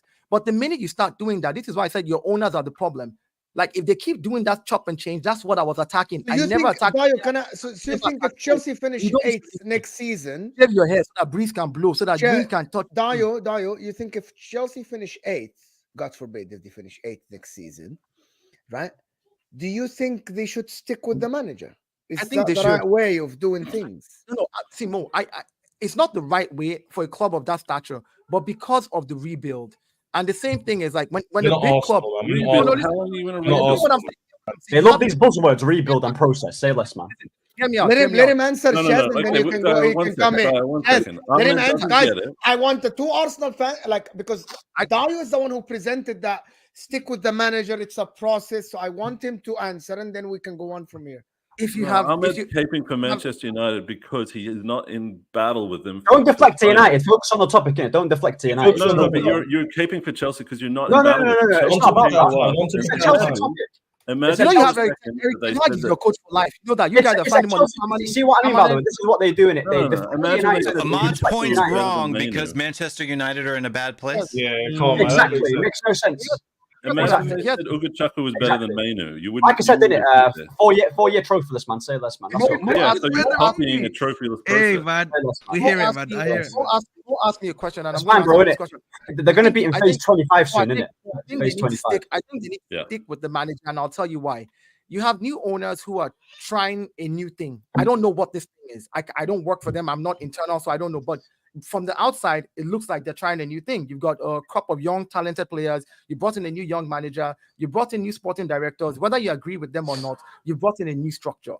I believe that for anything to grow, you have to give it time. I understand that Chelsea is a big club and fans to be like, we don't care, we just want to win. Then if that's what you want to do, you need to clear out all these guys and go get experience and bring the best manager and just go ahead and start winning. If you're not going to do that and you're going to go this route, then you're going to have to give it some time. Hopefully you win along the way. Hopefully you win the thing or two along the way. That's what everybody hopes for as a fan. But as long as you are seeing solid progress with Maresca, if he comes 8th next season, for example, and you win the conference, league, for example, right? Okay, he's won a trophy in his first year. You come 8th, you give him a few more players. The next season he comes 4th. You've qualified for Champions League and maybe you win something. And even if you don't win anything, now you've come 4th, you're in the Champions League. Now you can then attract certain bigger players and say, well, we're in the Champions League. We now have a little bit more money. So by the 3rd season, again, you're kicking off because I still believe that you guys have good players. That's all I'm saying. Maresca said he's challenging for the title. He said they're challenging. Yeah, no, I know. It's good to aim for the moon if you miss you land among the stars. Wait. He's using that point. Wait. Time out. Come on, man. I haven't even had the interview. I've not even had him say that, bro. Where's this come from? No. I'm not hearing this. Before we go on to this, I'm gonna just Dio. You built everything that they finish and they win a trophy. I asked you a straight question. Yeah, I said stick with him. You know why it's a straight? Because you put all these caveats. I said they are in the Champions League and they win a trophy. I'm asking you straight question. And you know why I'm asking? You know why I'm asking you this, Dio? It's not a dig at Arsenal or anything. It's like Chelsea spent a lot of money. They have the talent ready. When Arteta joined Arsenal, they asked him to clear out the deadwood. That is the first step. Chelsea already did that. You've done that. Libal is gone. Kovacic is gone. Havertz, Mount, all of these guys are gone, bro. Time to deliver. Aubameyang is gone. Chelsea have now a squad that needs 2-3 players to be able to say, that's a fantastic team. If it doesn't work, get out of here, bro. We need now. This is why I bantered Chelsea when they got a Maresca. I said, your squad is ready to get a ready-made manager now to be able to sit with this guy and say, cook now. Don't give me a process. But that's what I just said to you now. Should they keep the manager if they're 8th? You have to keep him. Let me tell you why. And even if they're 8th. He's defending. You know what he's doing, guys? He's doing 3D chess. He's doing 4D chess. Because Arsenal kept Arteta. He's trying to keep the same energy. It's not because they kept Arteta. Let me say this. You should have gone. The Arsenal versus Chelsea, yeah? The Arsenal agenda is coming through. He wants the Arsenal agenda. He wants the Arsenal versus at Chelsea. If you want to hear the answer, then I'll keep it. Not you. We don't do phases. No, we heard the same stuff about Poch last season. And they sacked him. Exactly. Poch was going to win. Poch was going to win trophies. You guys are wrong. He's going to cook. You know what it is? You know what this is, Martin? Yeah, I think you need to separate, my friend. Yeah, I don't know if Dio said it. Sorry. But I didn't. I never said that in it. You know what I mean? So those guys on Twitter, they have different opinions. I did not maintain that. I want to say something before we go. I want to say something before we continue, Dio. I'm sorry. If football is not profitable business, then the only people eating is EPL, and it's not the owners. FFP is good but bad. Only solution is luxury tax. I'm gonna tell you a fact. Liverpool season, football is not a profitable business. Finances are there, the dividends are there, the profits are there. They barely make ends meet for these owners that have billions. If you're giving owners 10 million, that's not profit, my friend. That's nothing for them. It's literally the React trend for the Monaco time when they spend with the F1. That's nothing, just to be honest. Football is not a profitable business. It's a profitable business because of marketability. An hour on Chelsea, guys. For people that complain about Chelsea, Chelsea are the club moving in the market at the moment. So we got to talk about Chelsea. It's simple as that. It's a hot topic, like Arsenal were with Cisco, and that you remember all season. Also, the most successful club in this show. Yeah. So.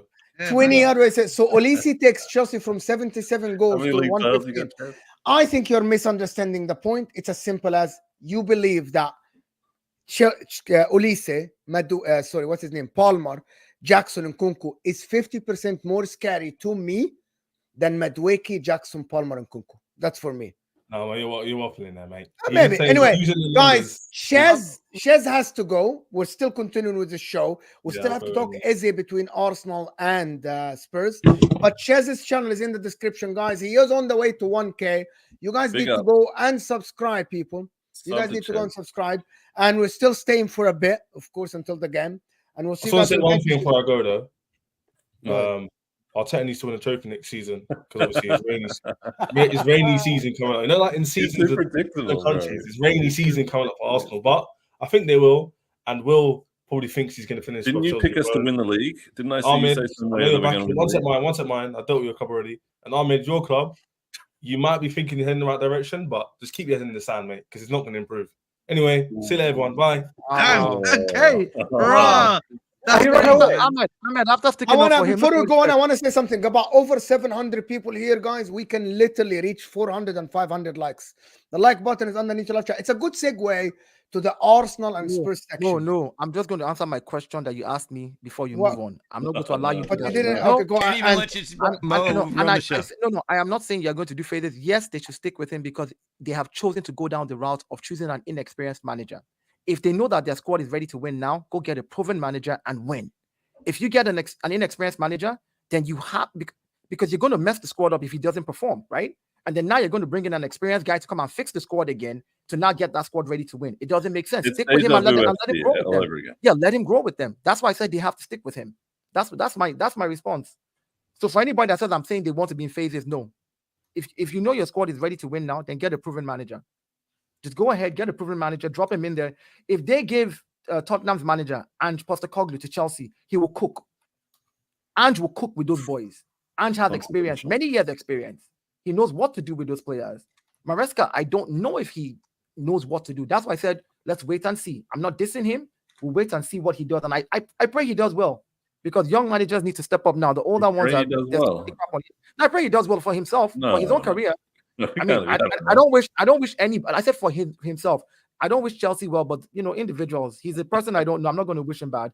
His first major job should not be one where he fails and then nobody wants to hire him. Why have you got a name as your background, bro? What's going on? Like, listen, bro, I'm repping. Bro, I'm just repping ballers, isn't it, bro? You get what I'm saying, bro? I'm telling you. You know what I'm saying? What is it? What is that, bro? Going back, I want to touch on Eze before because we're like an hour 15 minutes in, guys. Listen, I haven't got to 400 likes in a while. This is arguably the first show we do in 2 weeks where we have panels and stuff. I've been doing a lot of this Euro crap shit. That shit that we've been doing all the last 2 weeks. So hit that like button. Where's England at? Euro crap shit. England. America play today, bro. Just don't lose to Bolivia, man. You know what I mean? America play today. I don't support either. I don't care about either, to be honest with you. Listen, guys. Eze, Spurs and Arsenal. Can Arsenal snatch this from Spurs though? Well, apparently, if they are, the place to be, if their pool is so much greater than everyone else, they better. Who said our pool is greater than everyone else? You guys. When? What are you talking about? Who? The two people on either side of Mo right now are the ones that said that. Arsenal has more pool than Man United. Arsenal has more pool than Chelsea. Arsenal has more pool than Spurs. Is that Will, not true? Will, can let's offer about wages to win, so- let's rewind because you understood. You So chose to first, understand how answer it. that question. Is it true that No, Arsenal you has said more Arsenal pool than has a more Chelsea, more pool than United, and more pool than Tottenham? a more stable club I didn't than say it. Chelsea Wait, and they United don't have right this now. club, That's they the don't have difference. this. I said more, I said it, and I said more stable. I didn't say more pool. I said we're more stable. And Not it was when we're today. talking, I'm talking on previous shows. Previous show, we're talking about Sesko, and I said if Sesko was my younger brother, I would tell him to go to a more stable team like Arsenal because they're more stable. I didn't say pool. You wanted to understand it as pool, and that's why you're using pool. So stop projecting and remember I'm not exactly what I projecting said. anything. You're I think you need projecting to the go word back. I have a pool. really good memory, No, and I can yeah, remember things well, your very memory clearly. I failed think you should go back and Your watch memory what you failed said. today. Your memory failed you today because I said a more stable club, and my words exactly were if Sesko was my younger brother at his 20s, I would tell him go to this club because it's more stable. You'll be more balanced. You're a young player. You need to be able to do stuff properly. But if you go to a club that they're still rebuilding and things are topsy-turvy, before you know, you're under 4 or 5 coaches. Those are my statements. You can go back and watch the video. I never said pool. I said I'm back stable. on Eze. I like Eze. I think that he doesn't like Arsenal anymore because we let him go as a kid from our academy. I think he was like 10 or 12 or something like that. I think that happened with Kane too. So it wouldn't surprise me if Eze wanted to go to Spurs to, like, you know, stick one up us for pause for like what we did to him as a kid. But I don't know whether he's that much better than ESR that he forces his way into the team. You see, this is the problem. Come on, bro. No, we can't say that, man. We can't be doing this. Did you say he's not better than Emil trying to Smith-Rowe? upload. We just talked about Elise not being as good as Saka. I don't know if Eze forces his way into the team. Martin, bro, you're trying to upload as you're trying to Arsenal. upload ESR. What do you mean? Who plays ahead of him? Well, if we've got Partey, Rice, Odegaard midfield, I don't think he comes into that. Yeah, I don't think he starts. Yes, you're right. But you're losing Partey, so we haven't lost him yet. Hold on. I actually agree with Martin here. No. Martin is okay. Guys, hold on. So to get Martin's point across and clear, Martin is saying Partey, Rice, Odegaard, as he doesn't start. It's simple. yeah, Why that? Hold on. Does anybody disagree with that? I do. You do. Yeah, he gets ahead of Partey. Rice can't start in that. Yeah, 6 rows. I would have to. Oh, he gets ahead of Rice, right? Or Partey. No, he gets ahead of Partey for sure. What formation does Arsenal play? Do you not play a 4-3-3? Is that what you lot play? Yeah. Okay. Partey, Rice, Odegaard, Partey would be the 6. And what do Tottenham play? 4-3-3 as well. Yeah. Tottenham play with 2 10s, correct? Both Arsenal and Spurs. Well, it doesn't matter. Ahmed, 3 in the middle, a DM and 2. 8s, 10s, you can call them whatever. Yes. Yeah, but Eze is a 10 though. That's what I'm saying. It is not a 10 because the players don't play with a 10. You can play as an attacking 8. You can play as an It doesn't matter, Ahmed. Semantics. Go ahead. Yeah, fair enough. So what's your point, Ahmed? What's your point? My point is like Eze is a quality player, innit? He's a quality player. And Arsenal saying, oh, is he better than Smith-Rowe? Is he better than this? And is he better than that? Bro, like, you should be getting the best of the best, innit? So what's this point about, oh, is he better than this player? Is Eze the best of the best? He doesn't get into He's a good player, man. He's a good player. He's a very good player. Very good player, but he doesn't get into the midfield of Partey, Rice, Odegaard right now. So what if Odegaard gets injured then? How? Partey is going to be injured at least half the season. And another thing I'm going to say is this. He's not going to want to hold bench if he comes to Arsenal. He won't hold bench. He won't hold bench. Well, here's the thing. Partey was getting injured because he was the only 6 that we had at the time, and we worked that guy to the bone. Now we have Rice was there all season, and Partey got injured. Hold on. He got injured before the season literally started. He played. No, he literally didn't. He played the first 3 games of the season at right back. What the hell are you talking about? I said he got injured as soon as the season started. Come on. As soon as the season started, he got injured. What does that mean? Listen to understand. I'll say it again. As soon as the season started, Did Declan Rice play the first 3 games of the season? As soon as the season started, Thomas Partey got injured in a couple of games that we started, and he was out for the season. Understandable. Thomas Partey got injured the second game. The season before that, Thomas Partey was played throughout the whole season. Is why I said he played that entire season. Let's not season get distracted on Partey. This is about Eze. Eze came on for England. Eze came on for England, got bodied for 25 minutes. He'd lost the ball 5 times. He's not a big game player yet. He hasn't proven. And Odegaard is a big game player. People get like too hyped up about these players, and then expect them to be like walking into the Arsenal first team that's trying to win the league. This is crazy. Wait, what big game players does Arsenal have? Wait, hold on. What's crazy is saying he won't get ahead of Emil Smith-Rowe. That's crazy. That one was me crazy. In that he hasn't proven himself. Who is your big game player in this Arsenal team? Odegaard. Really? No Rice. Shodegaard? No Shodegaard is a big game player. What do you mean no Shodegaard? Just because he changed his name to some comedy thing, it doesn't mean that he hasn't been there and showed The up. whole reason why he has agree. that nickname across won all 16 of our YouTube last shows 18 for games. any channel Why is everyone so is worked because up he about doesn't this? show up in big games. I can He agree showed with up- Rice. he showed up I can against agree you. with Rice in terms of some of the Showed shots up that he's been against able to you. give He you. destroyed you. He showed up against your team. He doesn't show up in big games. Or you consider yourself not a big game. When did he Dak is a big destroy game us? player. We've got big game players everywhere.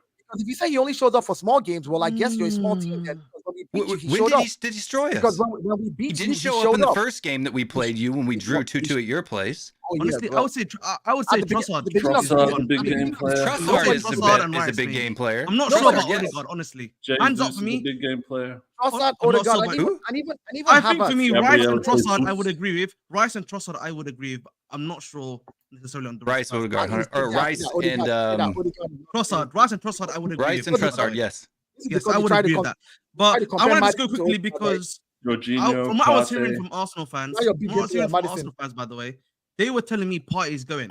So that's Yeah, why but for he me, hasn't gone yet. I mean, no, what I'm but saying is- but you know, please, Yeah, doing ifs, buts, and maybes now. no, it's not if They that's said maybe he's because good. you're the ones that are telling me he's But going. he So if he's hasn't gone. I going, said and hasn't then gone. so and you've got Ahmed, he space in that hasn't gone. midfield.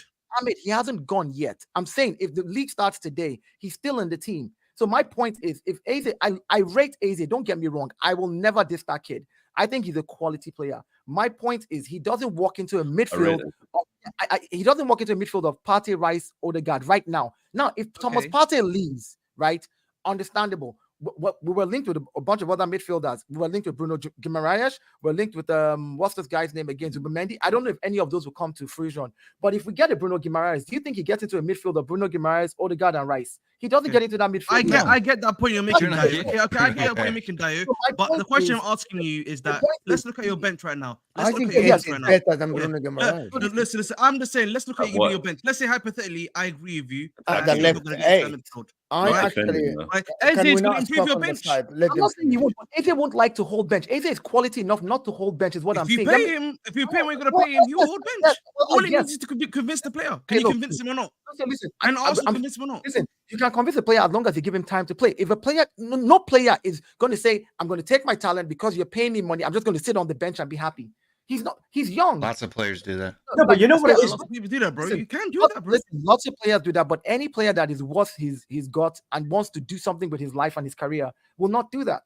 You How's can't. Man City do it then? So that look, Man City is everybody is not Sheikh Mansour, right? So Man City can do what Man City needs to do. My point is, most players, right? And Man City, what do? They get players that literally a lot of us are like, who's this guy? Like, oh, we rate this guy, Savio. Savio comes in now, if he's holding bench, he's not going to feel too bad because it's Man City, and they've also achieved a lot of things. Eze in his right now is a player that should be able to start for any good team.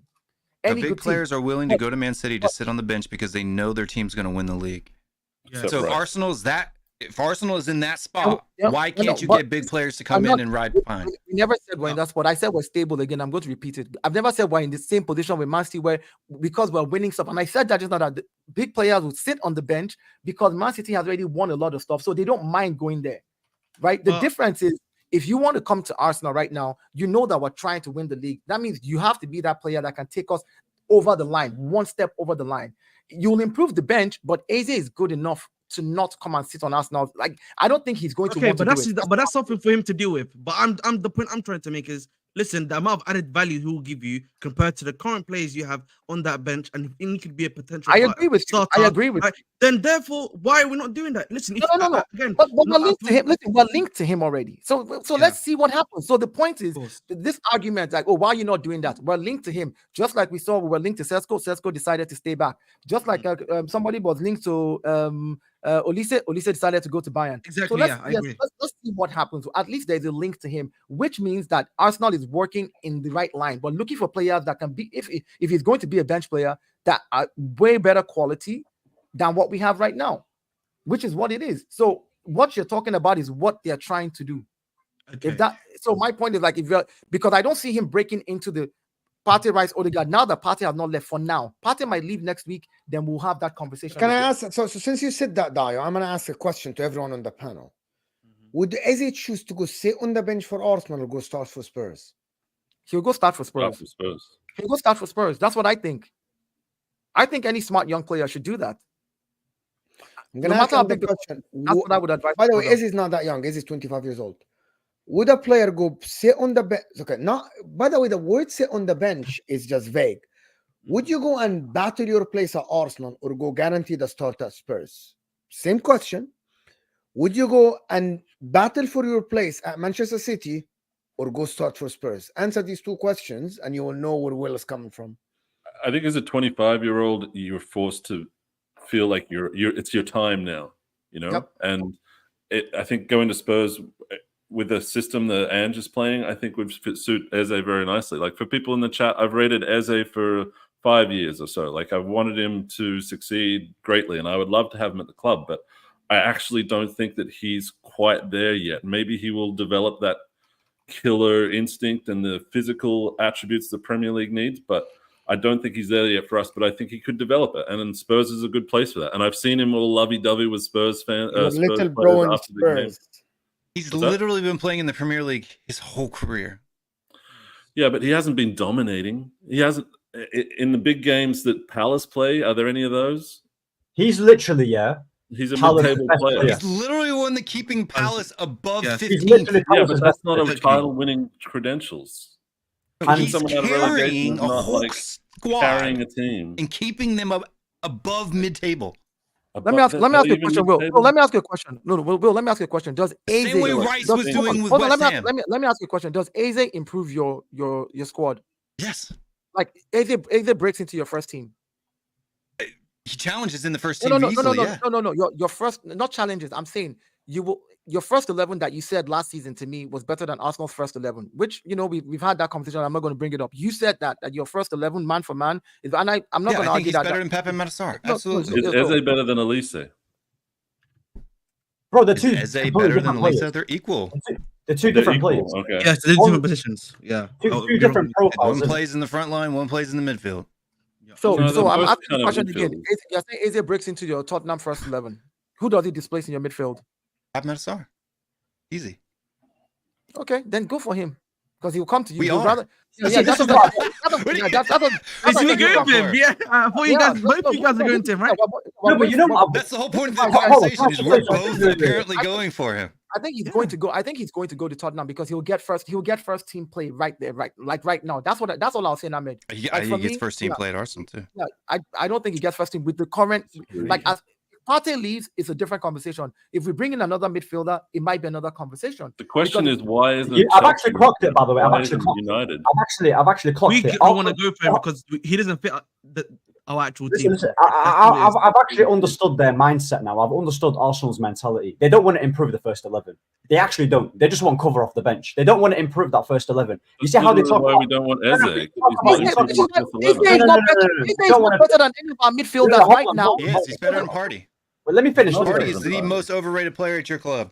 Wait. Let me finish. Spurs fan. Hold on.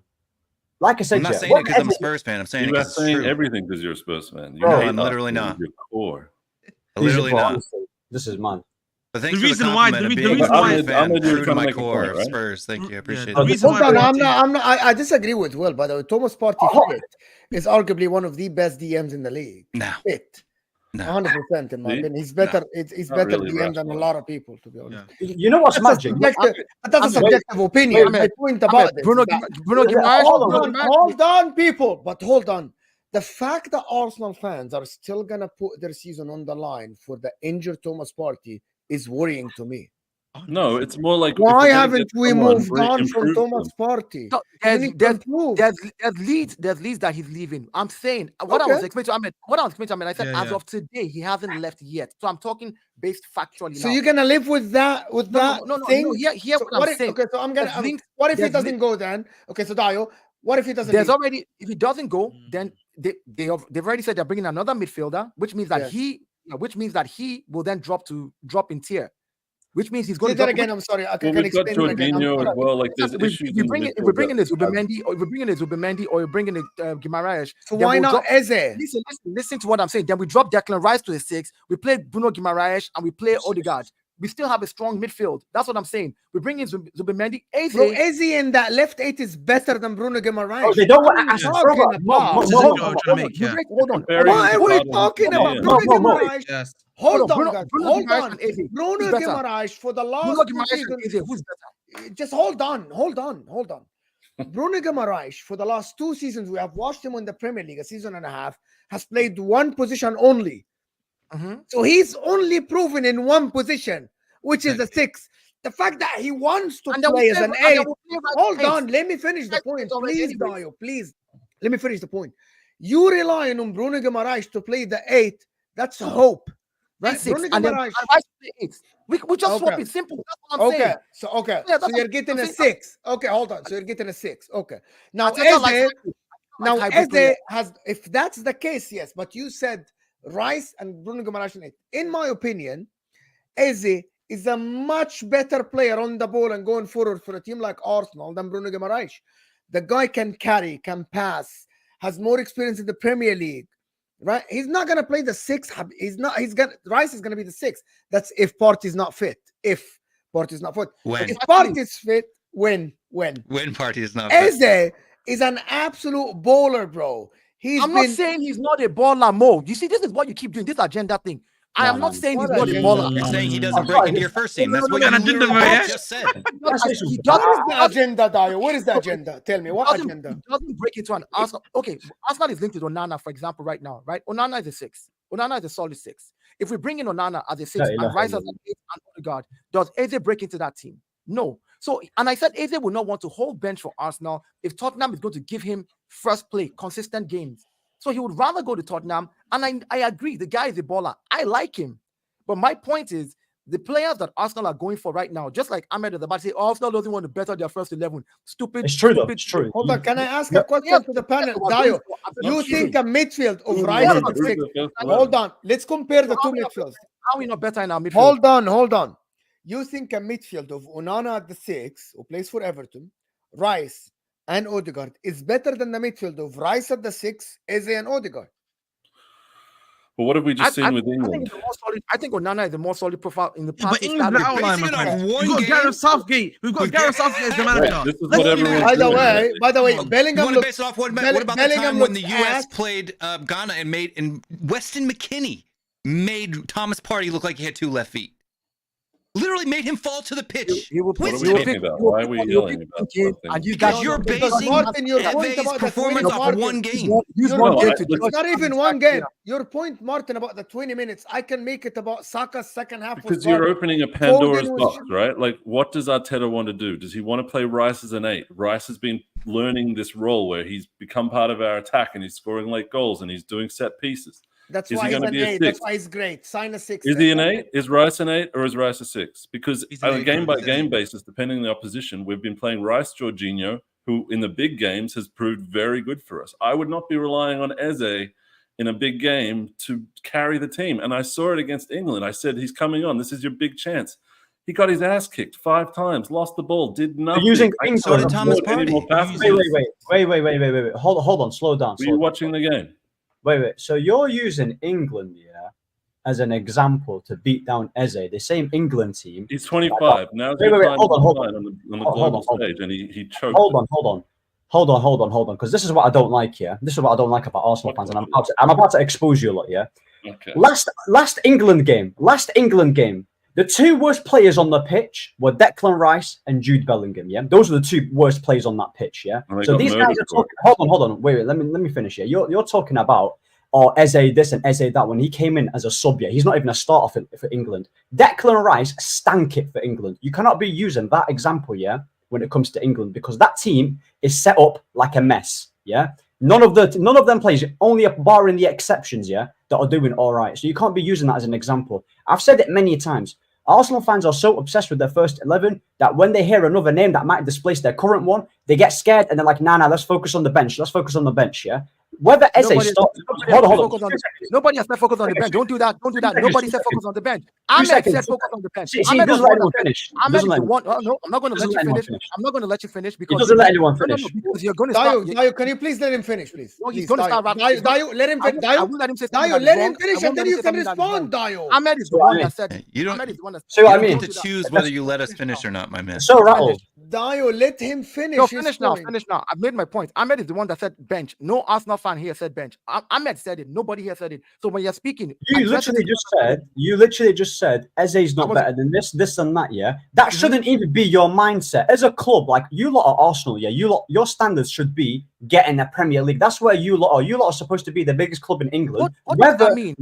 Hold on. Whether you think he's going to start or not, Eze adds quality. You're dismissing that Odegaard can't potentially get injured next season or any other midfielder, and then Eze can chip in. Eze could start amazing and he might displace. That's what makes you Premier League titles. That's why City win titles, because of their bench as well. Eze beats Pep. Eze could start off really well and he could displace one of the midfielders. He's not even a left winger yet, but he might even start on the left.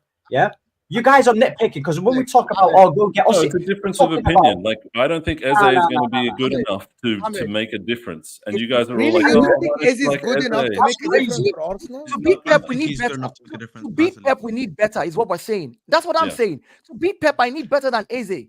I need somebody to come in. Okay, go get Osimhen then. Go get Osimhen then. We're still linked to Osimhen, but what are we talking about? Are we Mendy better than Eze? Like we can't do that, bro. Is Onana better than Eze? It's not, bro. Onana is rubbish. Onana is rubbish. You need a starting 11 with two on the bench. Is Bruno Guimaraes better than Eze? Hold on. People wonder why I troll Arsenal fans so hard. I think people overrate players too much. Yeah, so like most Arsenal fans in their entire I'll tell you what. Eze's better than Havertz. Yeah. I'll tell you that. Dayo, can I just say I want to ask you a question. Better than Saka. Martin can answer this question for me too. Yeah, who do you guys want on your bench that's gonna add value that you believe is at that level to help you win the team? That's I think I don't want bench. No, let me say I don't want bench. I'm just gonna say, let's say you're happy with the first 11 as it is right now. No. Bench-wise, who do you want to add? Guys, before we go on, can I do something, Dayo? Before you go on, guys, before we go on, I'm gonna do something. Actually, this is a fantastic point that Ahmed raised. I want Arsenal's best 11. And I want Arsenal's bench that Arsenal want to improve that. But before that, I need to respect the guys that sent super chats, and I'm going to read them. Havertz is a big game player. Last 10 games, he cooked. He was very good in the last 10 games, to be honest. Absolutely, SE. Mr. Happy saying, Eze's level is Villa Spurs. We can do better. The arrogance is crazy, about this. I know, right? Arrogance is crazy. They're not Red City. Arrogance is mad. We're going to find out who you want now. Arrogance is mad. Same fan base that weren't sure about Kai Havertz. Now all of a sudden Kai Havertz is the best. But they can't say the same thing with Eze. It's crazy. We're saying that Arsenal does not want to better their first 11. We are saying Eze does not better our first 11. We need better than that. And exactly. I want. Hold on now, guys. Hold on. This is why I want Dayo and Martin to answer the next. But let me finish. Okay. Sean is saying, "Well, Partey is better than all your entire." No, it's not true. True. I wouldn't take Thomas Partey if you paid us to take him. Wow. Because of his level or because of his injured. Hold on, Dayo. Because of his injury, because you don't believe in his ability. No. All right. I think he's a purple patch player who has good moments that are very far in between itself. They don't happen frequently. Just to debunk that. No, I think you guys are basing Thomas Partey's levels based on 2 or 3 seasons ago. Look at the last 2 years. What has Thomas Partey done in any game? I'm going to tell you. Last season, he played 29 games. I think he was absolutely amazing in 29 season games. Before last. The season, like not this last season before when they got second and they challenged for the title and they were ahead by 7 points. One of the reasons they fell off is that Thomas Partey got injured at the end, along with Saliba, by the way. That is one of the reasons they fell off. Partey is better than anyone. I don't agree. This is my opinion. This is my opinion. I think Thomas Partey for 29 games were arguably on par with Rodri at that time.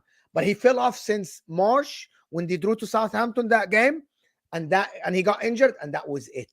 You remember that top corner banger that Partey scored against Spurs? That was good. Yeah, that was let me So finish. what, like I said, purple patch. Let me finish this. 29 games. You know what purple purple I patch patch. actually means? the 29 difference. games is a purple patch. The 29 difference, Rodri. 29 By the way, games. Yeah, I don't believe he was good in 29 games. guys, hold on.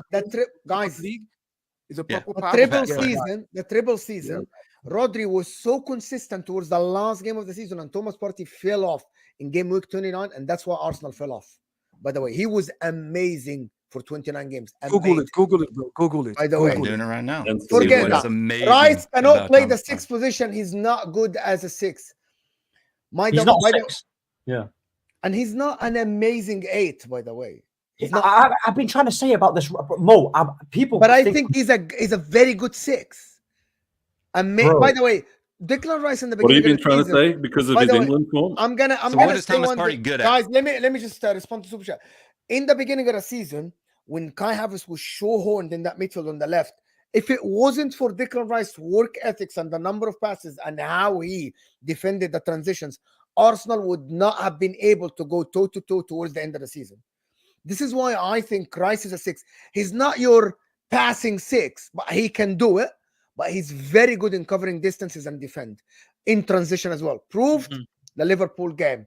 Proved there are a lot of other games that when he defended the transition. So Rice at the 6 was very good, by the way. He showed us that he can play the 8 as well. A deep line midfielder, Arsenal need a 6. Here is the problem. It depends. Does Arsenal need a Pirlo or a Toni Kroos, or Arsenal need a Makaleli there? It depends how Arteta plays. If Arteta plays with Odegaard and an Eze, Declan Rice will definitely do an amazing job there. Why? He doesn't have to do anything. He can just get the ball and get it to the other midfield. It depends on how Arteta wants to play. Man City need a Rodri because they play 2 8s. That's tactical talk now. That are too high on the pitch. That's why Spurs, if Maddison is on form, the other midfielder next to Bissouma can be just a runner because they have 2 guys that can play football in Bissouma and Maddison. Same for Man United, Maino and Bruno. They need someone who has legs. That's why Casemiro failed.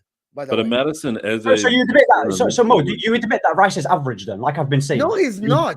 Is Makaleli okay? Is Makaleli average? Bro, Makaleli is one of the best 6s to play. Why? Yeah. Why is he good on the ball? Technically, is he good? No. Declan Rice, yeah. Declan Rice. Yeah. Answer Ahmed. You asked me a question. I asked you. I told you. But you're mentioning Makaleli though.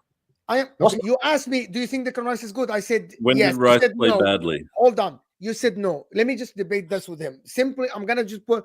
I haven't watched Makaleli as well, bro. I haven't watched Makaleli, so I can't read. I'm gonna tell you, Makaleli on the ball was so awkward. It's unbelievable, bro. Makaleli on the ball was so awkward. No, but let him talk. When did Rice play badly? Is it for England? Bro, Declan Rice, yeah, is overrated. That's what he is. He's overrated. He's an overrated. He's an overrated midfielder. Okay, hold on. What aspect? I'll tell you the aspects. I'll tell you the aspects. Tell me the aspect. On the ball, yeah. On the ball, he's so basic, yeah. Yeah, he's not press resistant. He can't pass between the lines. He's got nothing special about him on the ball. Like you said, yeah. Hold on. Stop. Before you go to the next point, one point at a time. Do you know that Declan Rice lead the Premier League in progressive carries? Yeah, but I don't care about the stats, so I don't care about the stats. I don't care about the stats. Forgot about that, Murray. Forgot about that one. He might not be a Toni Kroos or a Pirlo or a dribbler like Maino, right? Okay. Hold on. But he has something that these guys don't have. Toni Kroos is not a carrier. Maino is not a ball carrier like Declan Rice. I'm going to tell you one thing. Do you know Rodri is not a ball carrier like Declan Rice? You know that. It doesn't matter. They don't need to be. Why you chose only to say that this aspect of the game doesn't matter? Okay. Because these Arsenal fans talked about how he's on the Forget Arsenal fans. Talk to They said he's on Rodri though. I am not an Arsenal fan. Don't tell me Arsenal fans said this and that. I am gonna tell you here. The ones you heard are deluded. Talk to Mo. Footy Judge Mo right here. Why do you choose to ignore that aspect of his game? Why? Bro, it's being a good ball carrier doesn't mean you're an amazing player. You're just picking one attribute in his game. I've looked at this guy play many a times, yeah, for England. And yes, he had an all right season at Arsenal. But at the end of the day, the way how these guys put him in a pedestal, yeah, is crazy to me. There's nothing outstanding about his game. You're talking about ball carrier. I literally gave you. Hold on. Rodri had more progressive carries than Declan Rice. Hold on. Listen. Declan Rice, yeah. Listen. Rodri had because more Martin, progressive yeah, passes than Martin, Declan Rice too. Passes, not Martin. carries, yes. Wait, Passes. hold on, Both Martin. carries. You said, wait, hold on, Martin. 76 to 75. Wait, Martin. You Numbers. No, I'm gonna you tell you what I mean by that now. You literally, Martin, you literally said, yeah, that Eze, when he came on for England, he's meant to be experienced, yeah, and play well. Where was the experience against Denmark when that midfield got dominated and wasn't Rice supposed to be the number 6? That guy, yeah, that guy literally gave it for a corner. He had one of the worst performances, yeah. But of course, because he's protected by Arsenal fans and the English. Hold on. Let me land. Wait, hold on. Let me land you. Let me just went off at me for using Eze. Hold on. Because he's literally protected by the English media and by Arsenal fans, they don't want to talk about it. The guy is good at interceptions and he can cover ground. Okay, yeah, these are important things. Okay, that's what he's good at. But on the ball qualities, yeah, on the ball qualities, he's not good. He's not good on the ball qualities. Passing, he's not that good, and that's it. There's nothing special about him. I just want to. You're running a menu agenda. It's literally. I just want to say, can we just move on from this Rice thing? Because I want to hear my actual question be answered, please. Can I? Oh, yes. Yeah. Let me just finish this. Eze would be. By the way, I just checked. Actually, at the end of the season, yes, Declan Rice when he moved to the 8, it's different. Rodri in the progressive distance carried is higher than him. I just want to correct myself here. When I was listening to Sky before Man City played Arsenal, yes, Rice was ahead of him. Eze would be playing. So. Just correction. Eze would be playing in Odegaard position, right?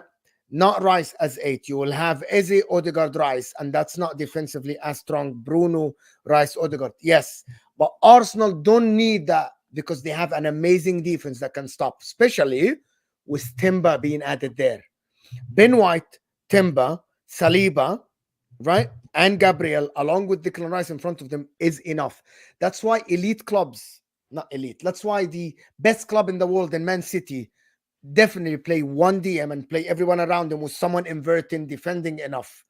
Right? You have enough. Good 1v1 guys. Yeah, they're good at 1v1 defense. They're good. I have a question. Yes. Do you think if Arsenal signs Eze, Arsenal wins the league over Man City? I believe you are on par with them 100%. Eze, Rice. No. I'm saying, what do you mean by that? I don't do the future. Yeah. Okay, no. So last season we were one game away from winning the league, yeah. which we bottled. We should have done better. Yes. Are you saying? I'm asking the panel now, barring Martin, Ahmed, Will. Are you guys saying that adding Eze to Arsenal gets Arsenal the league? Like we win the league. Yes, I'm gonna explain. I can explain. I say yes. I want yes. Okay, I'm gonna explain it to you. I'm gonna explain. I want to get everybody's answer. Just whether yes. Then you can. Am I not allowed? Yeah, I said yes. We said yes. Yeah, Am I not allowed to answer? I'm gonna tell you the difference.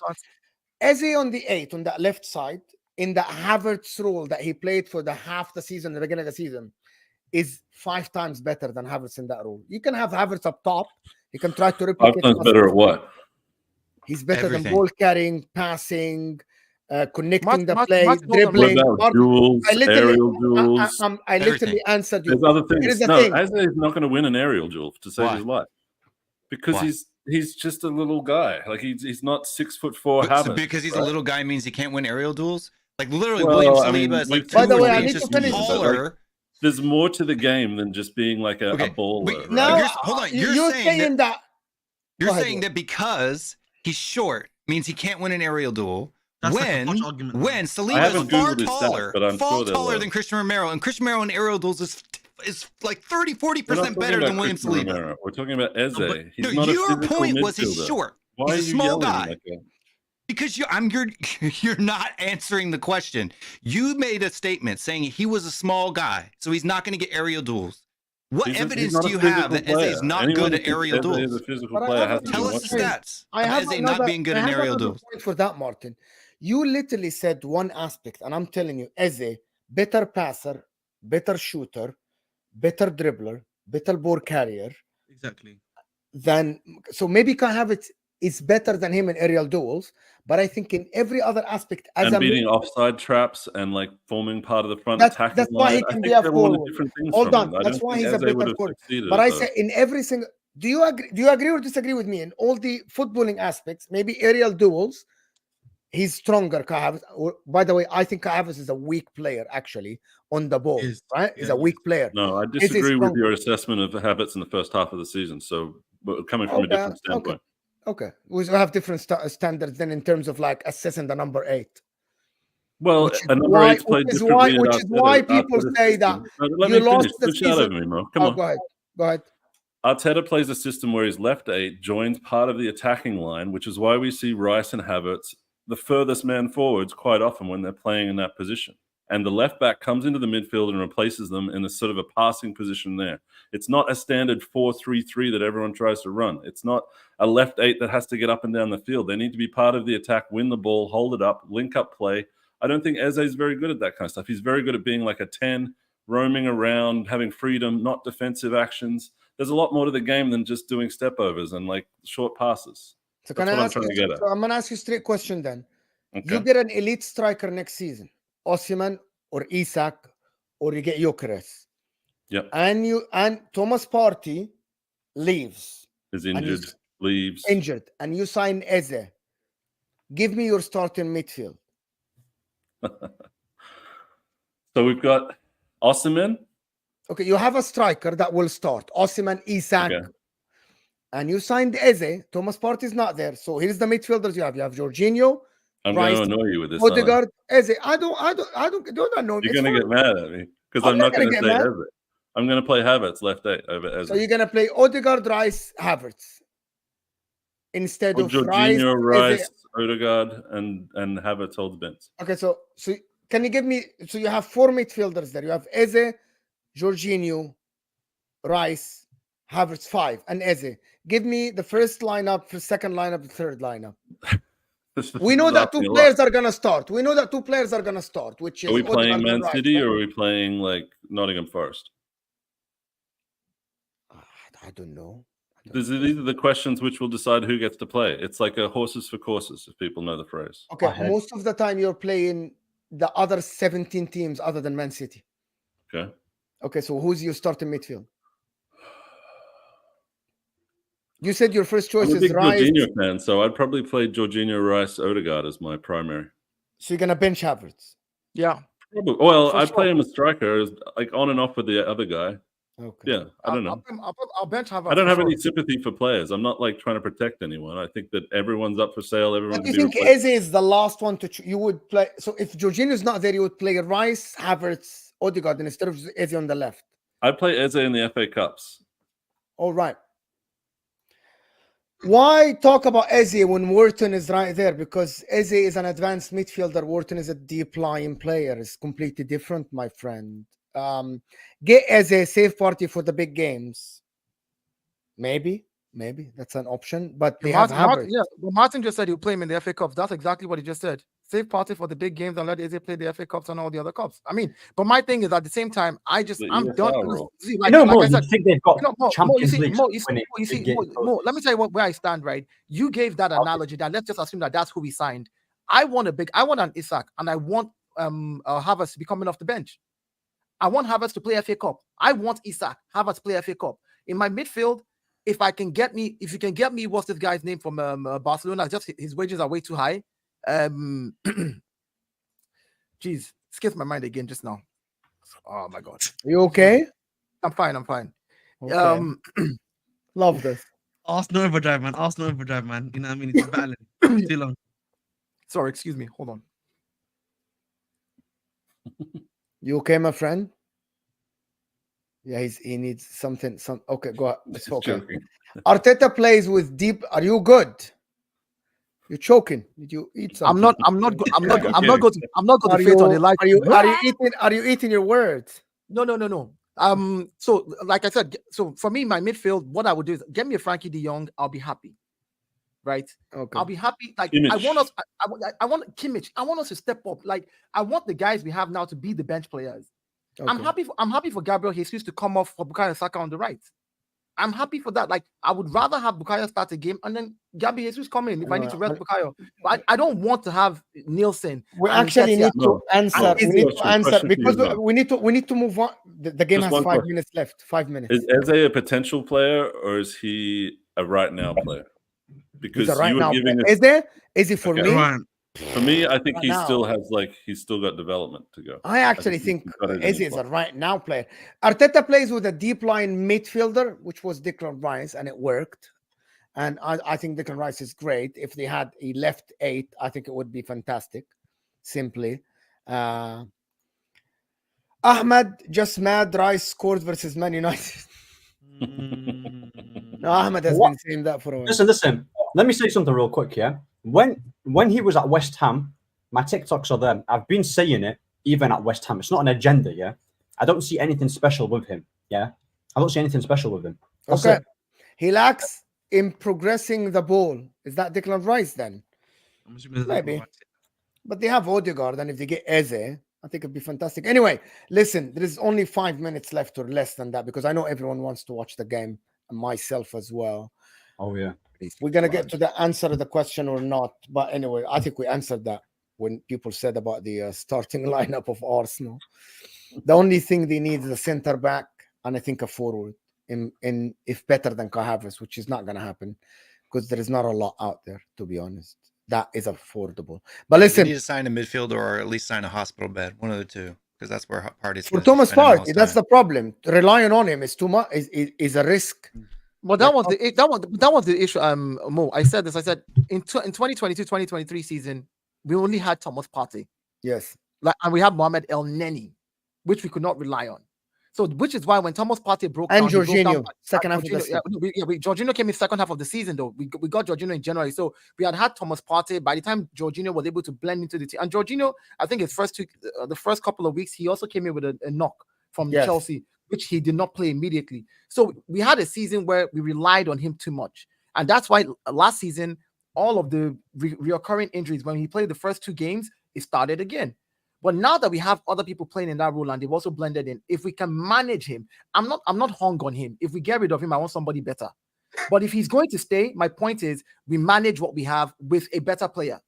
We bring in somebody else that can actually help balance so that he's not dependent on, he'll play major games that we need to play because the quality is still there.